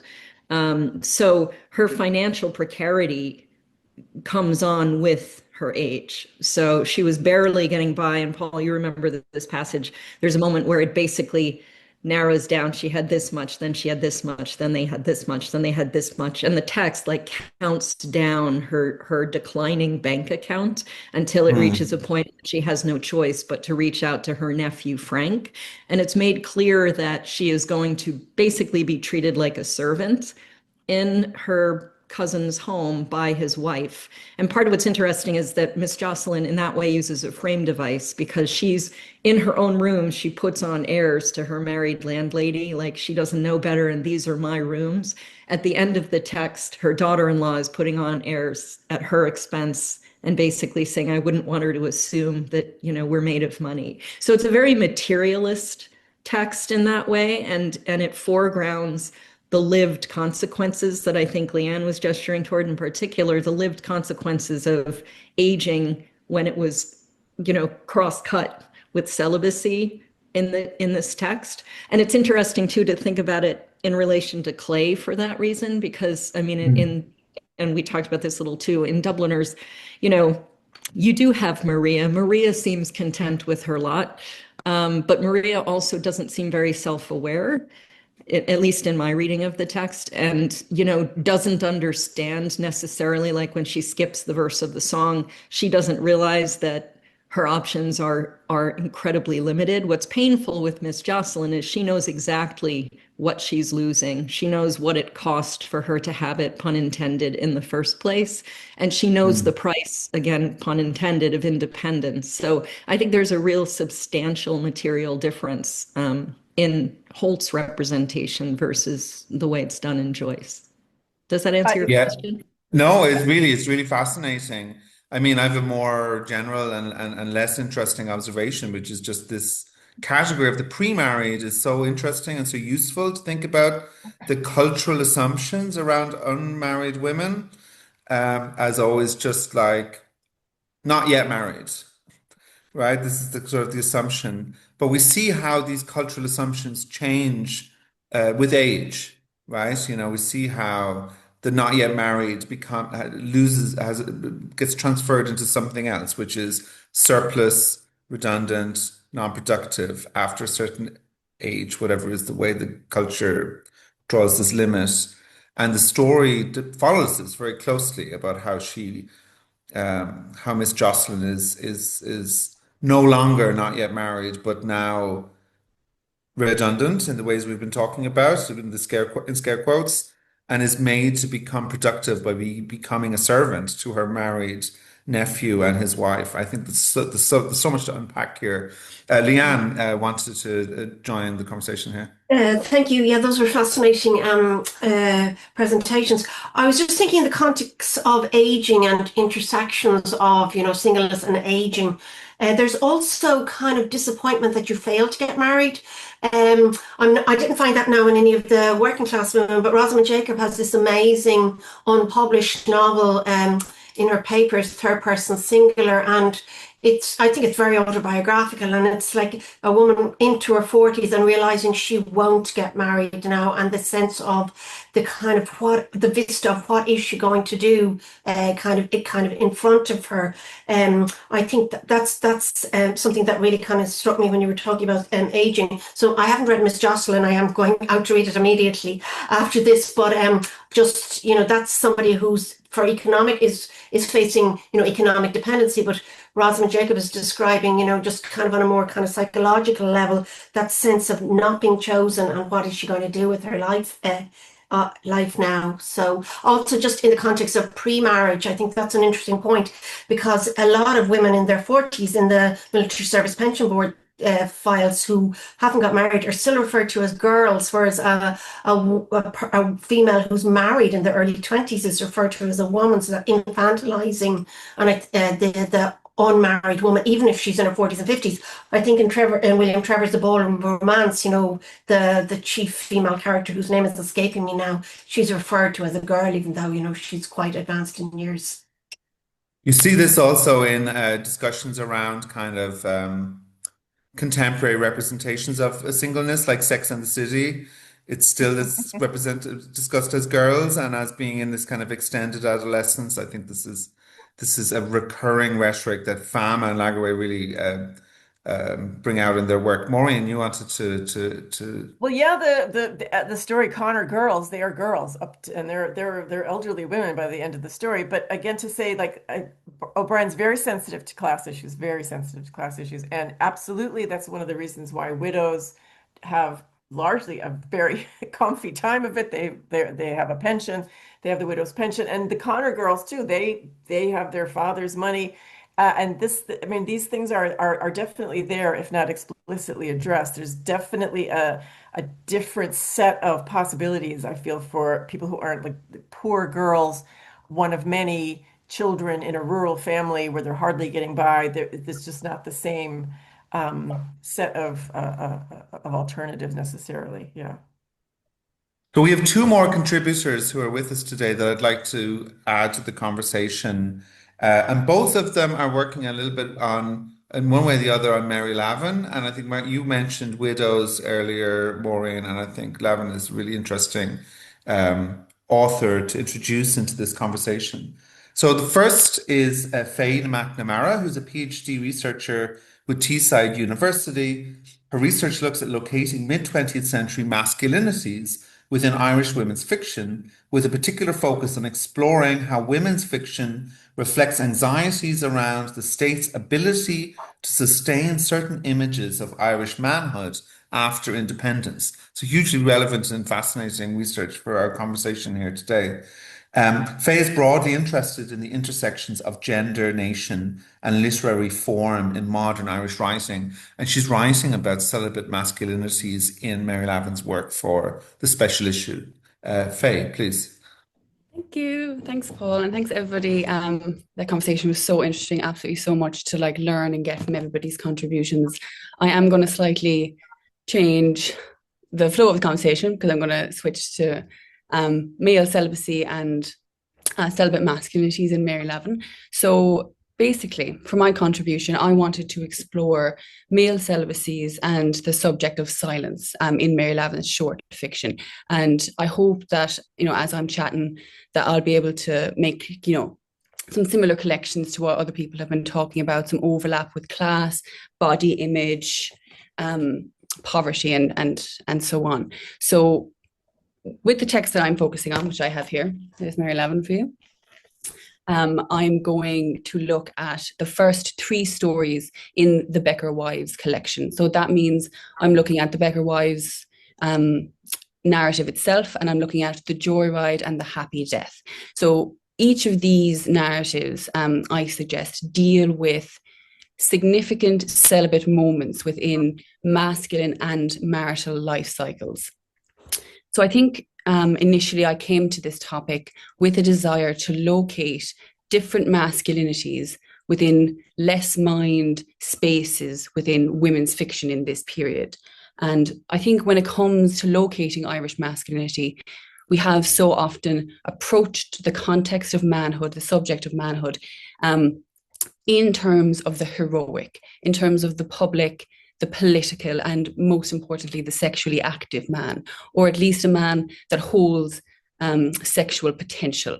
But with celibate masculinities, that is largely still confined to the subject of morality, and less so discussed in terms of, male sexuality, in terms of the layman, let's say. And as anyone really familiar with Lavin's work will know, that her work doesn't necessarily follow this sort of nationalist, masculinist tradition that we see dominant in the canon, in the Irish canon, or particularly within the tradition of short story writing in general. And so this relationship between celibacy that we might be familiar with, so clerical celibacy and hegemony, is not there, is not actually present in a lot of her short stories. And moreover, she makes kind of the relationship between celibacy and hegemony more wrapped up and more significant in the subtleties of everyday life. And often we see celibacy then, or male celibacy, present in non-hegemonic dominant masculinities. And it's really here in this kind of space that I'm trying to locate the male celibate. In other words, in the private and the silenced words of men within their domestic, relational, and often sexless lives. So I look at various different ways in this contribution that celibacy and celibate desires feature in 3 relationship narratives. So first I look at the happy death, which is, or a happy death rather, and is actually sort of starting at the end. And I use this short story, as an access point into the sexless heterosexual marriage and the overlap there with dependent masculinity. And as I said, I'm sort of starting at the end, and that is the end of the masculine life cycle. So we have Robert, who is, the husband in this marriage, and he is at the end of his life. He's extremely ill. He's in declining health, and he spends the entire narrative in a state of decline and eventually passes away. And so that also marks the end of the marital life cycle. And in this case, I look at how sex as an intimate act is replaced within caring dynamics, and how this form of male celibacy, predicated by illness, marked by disability, has both the generative and destructive potential within the relationship context, within the context of romance, within the context of marriage. So Paul, you mentioned earlier how Keane talks about the celibacy plot in relation to the marriage plot. So here I'm looking at kind of putting those 2 things together, and how the celibacy plot and the marriage plot can exist together, and does exist together in the context of Lavin's work. So then I move on then to the Becker wives. And my intention here is to kind of go backwards in terms of life cycle and look at the underlying transitions between a bachelor masculinity, which is present in Piebald and Samuel, and the newlywed man. So at the beginning of the Becker wives, both of these brothers are bachelors. They don't have any huge desire to enter into marriage, but they are given a patriarchal sort of mandate to enter into marriage. And actually, Piebald says that he feels the citadel of their celibacy kind of coming to an end, and that they're going to be both kind of required to marry. And it's very complicated how they go about kind of talking about this and discussing it between them. But essentially my intention here is to look at this transitional period as a sort of reflective of a procreative anxiety in post-independent Ireland. So a kind of narrative that dominates this particular story is a creative anxiety in Flora, who's the ideal bride, and her role as the artist, and how she is projected upon and demanded to perform her femininity, her sexuality through her art as an artist. But then under that, we have this sort of procreative anxiety in the figure of the husbands, who both avoid their marriages in different ways and engage in mimicry in different ways to avoid this kind of overwhelming pressure of men and pressure on their lives to reproduce, essentially.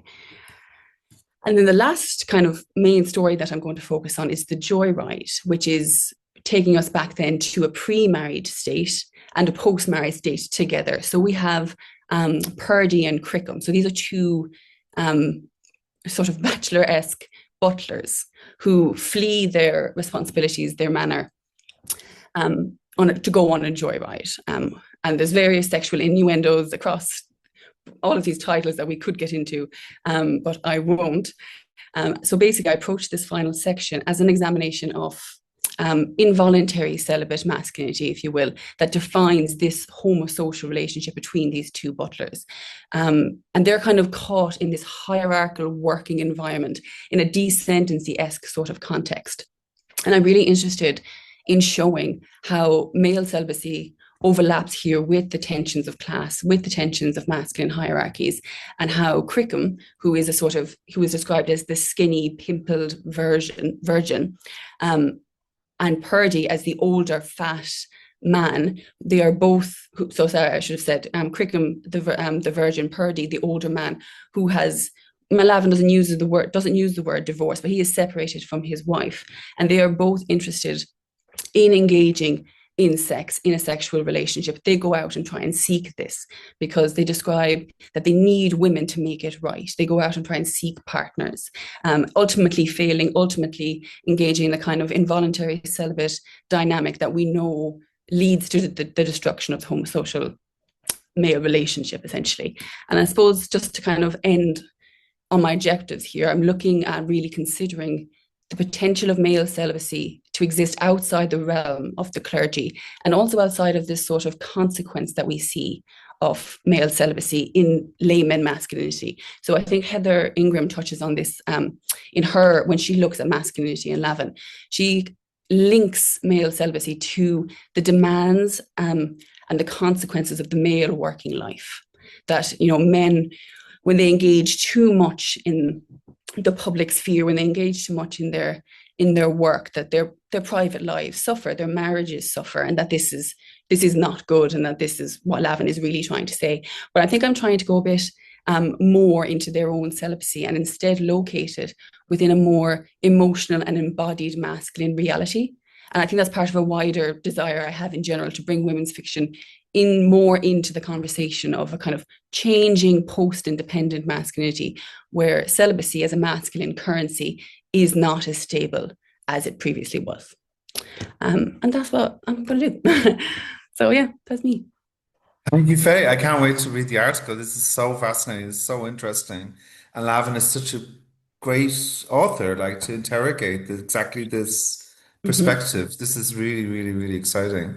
We have one last contributor to the special issue for today's roundtables, Anne Fogarty, who in the special issue is going to write an article called Splintered Selves, Writing Singleness and Widowhood in the Fiction of Mary Lavin and Janet McNeill. So Anne Fogarty, as again many of you know and needs no introduction, is a professor emerita of James Joyce Studies at University College Dublin. She's published widely on Joyce and on all aspects of, not all aspects, but on aspects of 20th and 21st century Irish writing, especially on the revival period and women authors.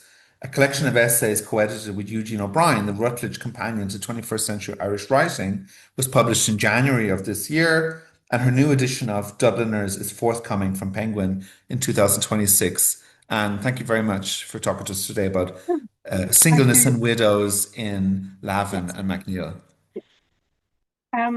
Thank you. Hello to everyone, and all of the interventions have been absolutely fascinating. I'll try to be very brief so we have enough time for final discussion. I'm looking at the figure of the single woman and the widow in Mary Lavin and Janet McNeill, but I'll confine myself to the widow figure this evening, and partly anyway it widens our debate onto this particular kind of figure. Mary Lavin, you've heard about already. Obviously, she's one of our premier short story writers, albeit very under-researched and underread, partly because most of her work is out of print and you have to chase up the collections of short stories and so on. Janet McNeill is even more unknown. She was born in Dublin. Lavin and McNeill are almost exactly co-evals. They both are quite long-lived. Mary Lavin is 1912 to 1996, born in the States, but then moves as a young girl to Ireland, and writes in Ireland, but on an international plane, publishing in the New Yorker. Janet McNeill, by contrast, her dates are 1907 to 1994, was born in Dublin. She's from a Presbyterian background. Her father was a parson. She's educated in England, in the UK, goes to university in St Andrews, and then moves to Northern Ireland for her adult life. Works as a journalist for the Belfast Telegraph at one point, and lives in Lisburn after she gets married and brings up her children there. And she only begins writing after her family has grown up in her 50s, but then does so very, very prolifically. And despite her nationality being actually Irish, she's really known now as a Northern Irish writer because of her Belfast novels, and they have been reissued by various women's presses or independent presses like Virago and so on. And I'll just be mentioning one in comparing Lavin and McNeill on the figure of the widow. So first, just a few comments, and these are very, very generalized, and they're covering the idea of the widow really in the medieval, early modern, up to 18th, 19th century, and trying to use this as a background to thinking about the widow in our era. It's almost a term I think that we would not use anymore. It's a social welfare category or something like that, but beyond that, it's not a kind of self-description. So it's sort of problematic word, increasingly so in the 21st century, but already was so in the 20th century. So widows, I would argue, represent a further category of the problematic, alienated single woman who does not quite fit in and messes up categories on us. Widows serve in the fiction of Mary Lavin and Janet McNeill as awkwardly positioned social observers and actants, and kind of stand-ins actually for the artist. They carry the artist's lens for her onto the world. Traditionally, as people will know, widows have been seen in very contradictory ways. On the one hand, they're powerless and they've absolutely lost status, and their status has been removed with the death of their husband. But they're also seen as having acquired power because they often inherit property, they become heads of households, they're now running families, and by default, it's an involuntary position post the death of their husband. They're seen with suspicion because they're sexually knowing. They've slept with a man, they've had sex, it must be presumed, if they have been married and have had children. But rules of propriety in traditional society, but even generally, enjoin widows to lead chaste and celibate lives. And there can be extreme forms of this, but also just unspoken assumptions. So the widow is sort of enjoined to be a living memorial to the husband she has lost. Sociological accounts of widowhood, and I'm talking now about 20th century research, tend to see it as a kind of fixed status. And in fact, concepts of widowhood now are generally associated with analyses of mourning and grief and trauma. And often these accounts are quite try to be descriptive, but end up being prescriptive. They tell you about the different phases of grief and so on. And these are mapped on to living individuals who are coping with loss. Increasingly, however, 20th century and 21st century depictions of widowhood describe widowhood as a process and as experiential, not as a status, not as something fixed or something that you can negotiate in a mathematical way. Above all, current accounts of widowhood revise views of mourning promulgated by Sigmund Freud, which presume that widowhood or mourning is a finite state and that entails gradual disengagement, decatecting from the lost love object. By contrast, contemporary accounts of grief, of widowhood, recognize that the forging of what is called continual bonds with the deceased is a vital aspect of mourning, which is an ongoing state that does not conveniently come to a halt at a predetermined moment. Eilish ní Gcuimhne's, the Irish writer and now our laureate for fiction, Eilish ní Gcuimhne's affecting and very precisely etched memoir, 12,000 Days, mirrors this current understanding of grief, of involving not just rupture, but the parsing of continuities with the dead spouse.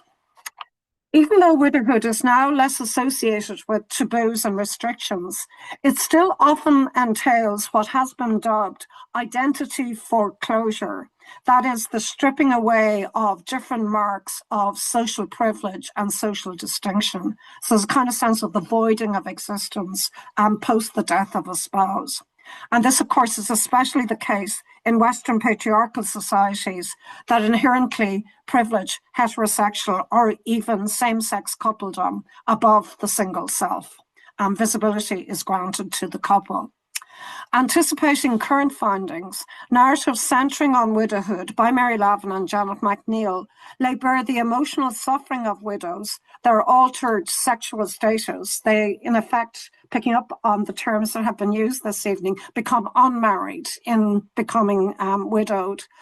Their ongoing passions and desires, which is always a shocking facet of these narratives, and their ironized and skewering perspectives on conventional life.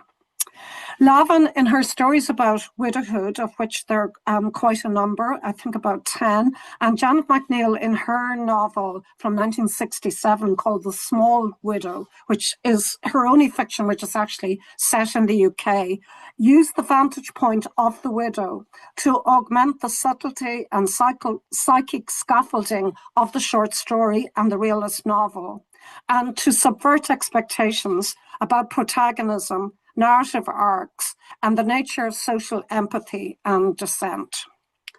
And I'll take just two examples. So Mary Lavin's very beautiful story, which some of you I think will know, In the Middle of the Fields. It's included in the cafe, the selection of Lavin stories that's widely available. This story is about the fears and anxieties of a young widow isolated on a farm in the Midlands, who's visited late at night by a friendly neighbour who needs to help her or wants to help her with her harvest. In the course of a conversation, he suddenly makes sexual overtures to her.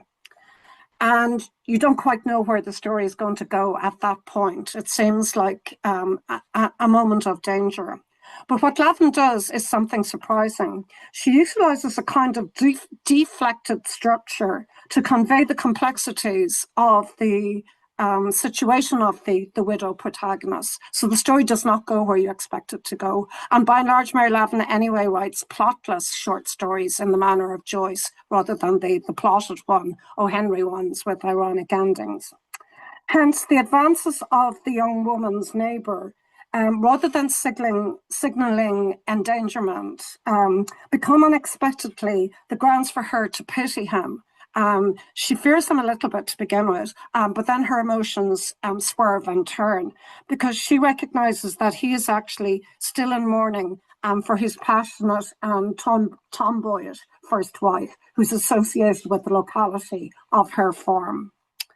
And likewise, the very intensely realized rural setting, beautifully described in the story from its opening sentences of enfolding green fields, follow this pattern of deflection as well, and this sense of mystery in the story, of the widow as somebody who's unfathomable and can't be categorized, so we can't pin her down. So this rural setting, which is beautifully realized, sketches out a symbolism that refuses to become inscape. You can't quite say this is capturing by proxy or at a distance the emotions of the widow, nor does it become some kind of tangible and static web of significance. It's fluid and moving anyway. The green fields are described as like the sea. I move finally then to Janet McNeill's novel, The Small Widow. It's the primary location where McNeill writes about widows. She seems to be absolutely fascinated with the spinster figure, single women in Belfast in the 50s. And she's hugely important because she's writing about pre-Troubles Belfast and Protestant households and the conventions that dominate these households. There's The Maiden Dinosaur and another novel called Tea at 4 o'clock. But we're thinking just for a little bit about her widow novel, set in the UK but it's about an Irish woman married to an English man. The Small Widow dissects the experiences of widowhood that the main protagonist undergoes. She's called Julia, following the sudden death of her husband, Harold. Julia feels both constrained by the expectations of others, especially her adult children and her friends, and emotionally adrift, unable to work out how she should act and feel. She keeps floundering. She doesn't know whether any of her emotions are, whether she feels anything, and whether her emotions are appropriate anyway. The sudden vacuum in her life and her lack of socially sanctioned emotions permit her, in the course of the novel, in retrospect, to analyse the largely asexual nature of her marriage, and this, of course, links with what you have been talking about, and the conventions that bound her to her husband. It's not a loveless marriage, but it's by no means a passionate one, albeit it's construed as such by people looking at it from the outside, an assumption about a marriage that could not be celibate.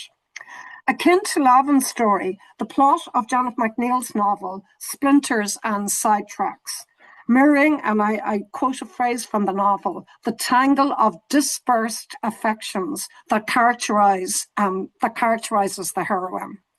This pattern of dispersal is borne out by the denouement of the novel, which again, a bit like Lavin's story, is entirely surprising, in which it transpires that her husband, Harold, has been having an affair with his cousin, Madge, who takes to drink following Harold's death and commits suicide at the end of the novel.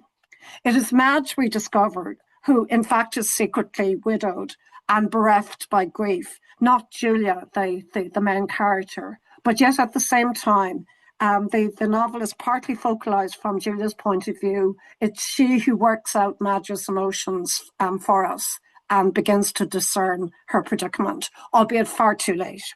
And she has been partly in love with Madge herself and Madge with her. So it's a kind of triangular relationship in the novel. So in sum, I would argue the celibate figures of the unmarried woman and spinster and widow in the fiction of Mary Lavin and Janet McNeill allow for a broad-scale engagement and dissection of the social conventions of middle-class society to different decades of the late 20th century, from the 1960s onwards.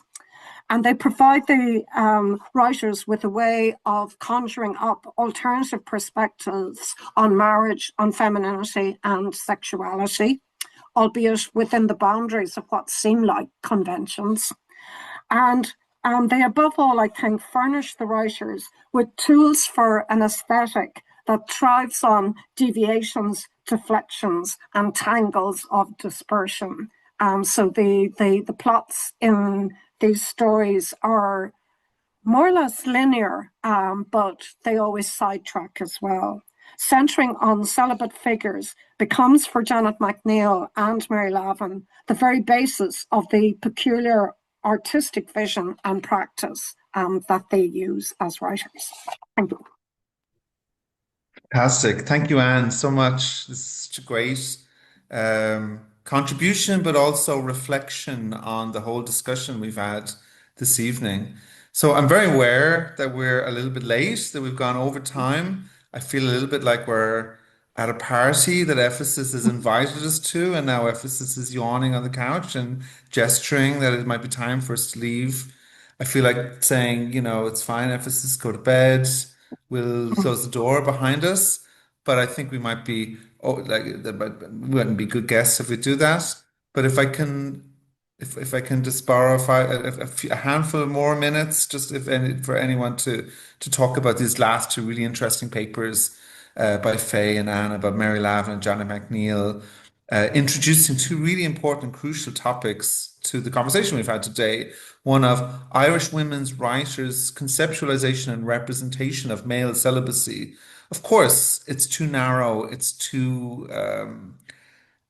too narrow to think that Irish women writers have no opinions about this, that they don't live in a culture in which male celibacy is shaping and informing their lives, and that they could only be interested about women's lives.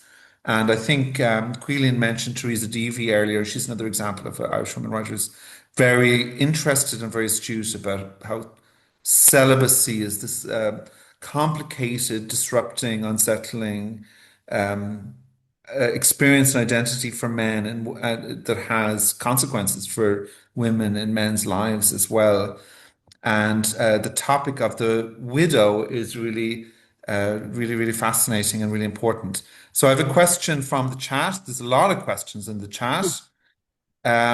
One is from Joseph Lavin, who's another contributor to the journal, who's going to write about Mary Laverty in the special issue. And he writes, Maureen, your connection about widows to the celibate context is fascinating. Norah Laverty writes about the lack of sexual instruction for girls in her work, where characters seem to prize innocence. In one of her novels, the main character is a widow's daughter.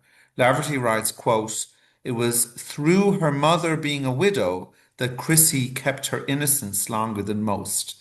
And Joe wonders about the figure of the image of the celibate widow, or the relationship of widowhood to celibacy and to legacy, I suppose, for women.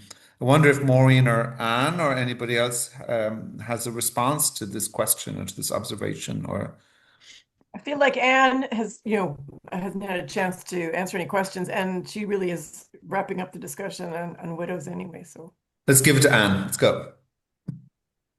Thank you, Maureen. I think celibate widow is partly anyway counter-positioning itself against, of course, the merry widow idea, the idea that widows are all like the wife of Bath and so on. We know all the archetypes and stereotypes right through opera and literature. But at the same time, Lavin's text and McNeill's also are very careful to represent the female desire, that they don't drop that from the picture either. So widowhood is definitely not, obviously it's involuntary, it's something that's just fated. It happens to these women who've had really middle-class marriages that have been under-analysed. Like, they only begin to analyse their married life through the retrospect of widowhood, and then think about things like sexual needs, their desire, and so on. So the celibate widow is held in opposition to the widow who desires still and has longings, because the other presupposition is that it's over. Your sexual life has ended, because you're now back in a kind of anomalous category of not single but the unmarried person again. You brought up this idea of voluntary and involuntary, and I think that's something that we all need to think about when we're thinking through these issues, this question of, and widowhood, of course, is a very provocative case in this, in the sense that it is kind of in the absence of foul play, an involuntary and perhaps sudden change in identity, in social status, and in financial status, and so on. There's a common case about Miss Jocelyn that is contrasted with Joyce's Clay, where in Joyce's Clay, Maria is very much represented as undesirable. It's made clear in the story that she's not desirable to men, but with Miss Jocelyn, it's very clear that it's a choice. It's sort of a willed celibacy, a willed independence that she starts to realize that she's losing through financial necessity and the necessity of having to go to live with her nephew. And this is also the question of voluntary, involuntary, and its intersection with financial necessity and widowhood is something that intersects with this. I wonder, do you have a response to this, or anybody else? Kate? Well, I mean, certainly I agree in Clay.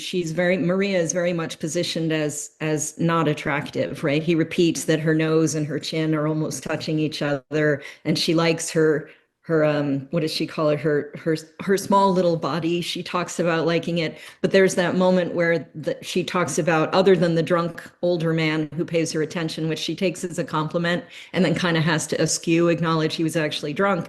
She says this is in contrast to all these young men who stare straight ahead. And I think the implication there is that they don't see her. It's that middle-aged kind of invisibility. But one thing I would say that's interesting, and you know, thanks again for these last two great discussions. There is a widow in Poor Women. She's the only other character who is given a title. Her name is Mrs. Johnson, and she is reduced to having to be a prostitute because her husband's death left her in penury. But also she's a very unsuccessful one. And she'll say things like that she tried to catch his eye, no avail. So it's interesting again, because, and Leeann mentioned Norah Webster. I mean, Norah Webster, that's true. It's not about her sexuality. It is about materiality, though. And that's one of the interesting things, because some people do treat this very much narratively as separate things. Yeah, I really was struck reading that about like that this is something really missing. Now he models it obviously on his mother, I think, and I just wonder whether he just did not want to go there. And personally, I think Colin Tabine can't really do female sex scenes very well. So I don't know if there's all that at work as well. But I just really, I mean, I love Colin Tabine, but I kept thinking, this is a woman in her 40s, you're just talking about how it affects her on a material level. Just for the people in the recording who don't have access to the chat, what we're referencing is Leanne's comment in the chat where she says, I think this is very interesting about female desire and widowhood, because that's missing in Colin Tabine's Norah Webster. And it's interesting here, I think, to compare what's missing in Joyce and what's missing in Tobin in their representation of widows, of celibate women, and so on. Sorry, Kate, please go ahead. Oh, that's okay. I forget. That's okay. Oh, okay. I apologize. No, it's fine. So yes, there's a lot. There's also Mary Matthews makes a comment picking up on what you were just talking about, Kate, which is an obvious but still always worth underlining point of how titles for women are always about their marital status in a way that they aren't for men. And Hoult makes this point with the Miss Jocelyn and, sorry, my memory fails me, Mrs. Johnson. Yeah. Mrs. Johnson. These two stories are beside each other. And it makes clear that women's marital status is what positions them socially in a way that's not the case for men, adult men who don't have different titles, whether they're married or unmarried. There's a lot of comments about how amazing and fascinating and rich and provocative and rewarding the evening has been and the discussion. And these I all countersign, and I completely agree. And I'm grateful for the feedback and for the support. I think the special issue is going to be particularly exciting. And there's only one last question here beyond all the praise, which is a direct one for Anne from Quilleen, which is, do you have any recommendations or signposts for readings about the lived experiences and symbolic figure of the widow? I discovered a few things. I had this discussion with Paul at a moment of despair at one point in the summer when we were making a recording. It's surprisingly under-researched, widowhood, partly because now it's been corralled, and there are great books about grief counselling and so on, and investigations of widowhood on that level. And there's some sociological explorations in the US, a woman called Helena Lopata, and another woman called Deborah Keston found a home, and a book called The Widowed Self. If you email me directly, I'll pass on the details. But the books are surprisingly few and far between. I thought I would find some amazing recent explorations of widowhood. I think partly it's become a kind of invisible category. It's very researched in terms of medieval, early modern writing, literature, and culture and society, both. But it's kind of dropped out of view in the 20th century as a dimension of people's experience, apart from some good work on recent grief memoirs and so on. But even those are quite formulaic, I think, and don't really recognise the value of such work. So otherwise, I would direct people towards books like Eilish na Governor's 12,000 Days, because it's the lived experience, I think, of widowhood that we need in all its material dimensions, which means emotional, social, everything. Yes, absolutely. And this is something I didn't mention earlier, but something I found so rewarding and fascinating and interesting about Leeann and Deirdre's interventions that it began our discussion, how they were so focused on the testimonies and the lived experiences of actual women. And I find this such a really important and a way to revisit these issues, because that have become tropes, have become topi, have become kind of abstractions, I think, in a lot of our conversations about these histories and these people and these texts. And I'm gratified by your answer, Anne, because it confirms the suspicion I've had with this project from the beginning, which is that these are issues that need to be revisited from a 21st century perspective. Questions of the widow, questions of the nun, questions of the unmarried woman, of the bachelor and the spinster in Irish women's writing. And I hope that this discussion has been an introduction to this, and I know it has, because the contributions have been so interesting and the contributors have been so eloquent and brilliant about it. And I hope that the special issue will be further edification and further conversation starter in Irish studies about rethinking how some of these types of experience and life script have become invisible to us, have been abstracted and turned into tropes, and how historicizing them, rethinking them, their intersectional relationship to issues such as class and age, sexuality, can open up new avenues for investigation in familiar and unfamiliar texts and lives and histories. And with that, it only leads me to thank once again all of my brilliant contributors. I'm indebted to you and your amazing work and your fantastic research. And I'm very excited for the special issue, to thank EFACIS for platforming us, and especially for so long. We went over time, but you've been very gracious and patient with us, and to Humanities for publishing the special issue. So thank you very much, everybody, and have a wonderful evening. And thank you again. Take care.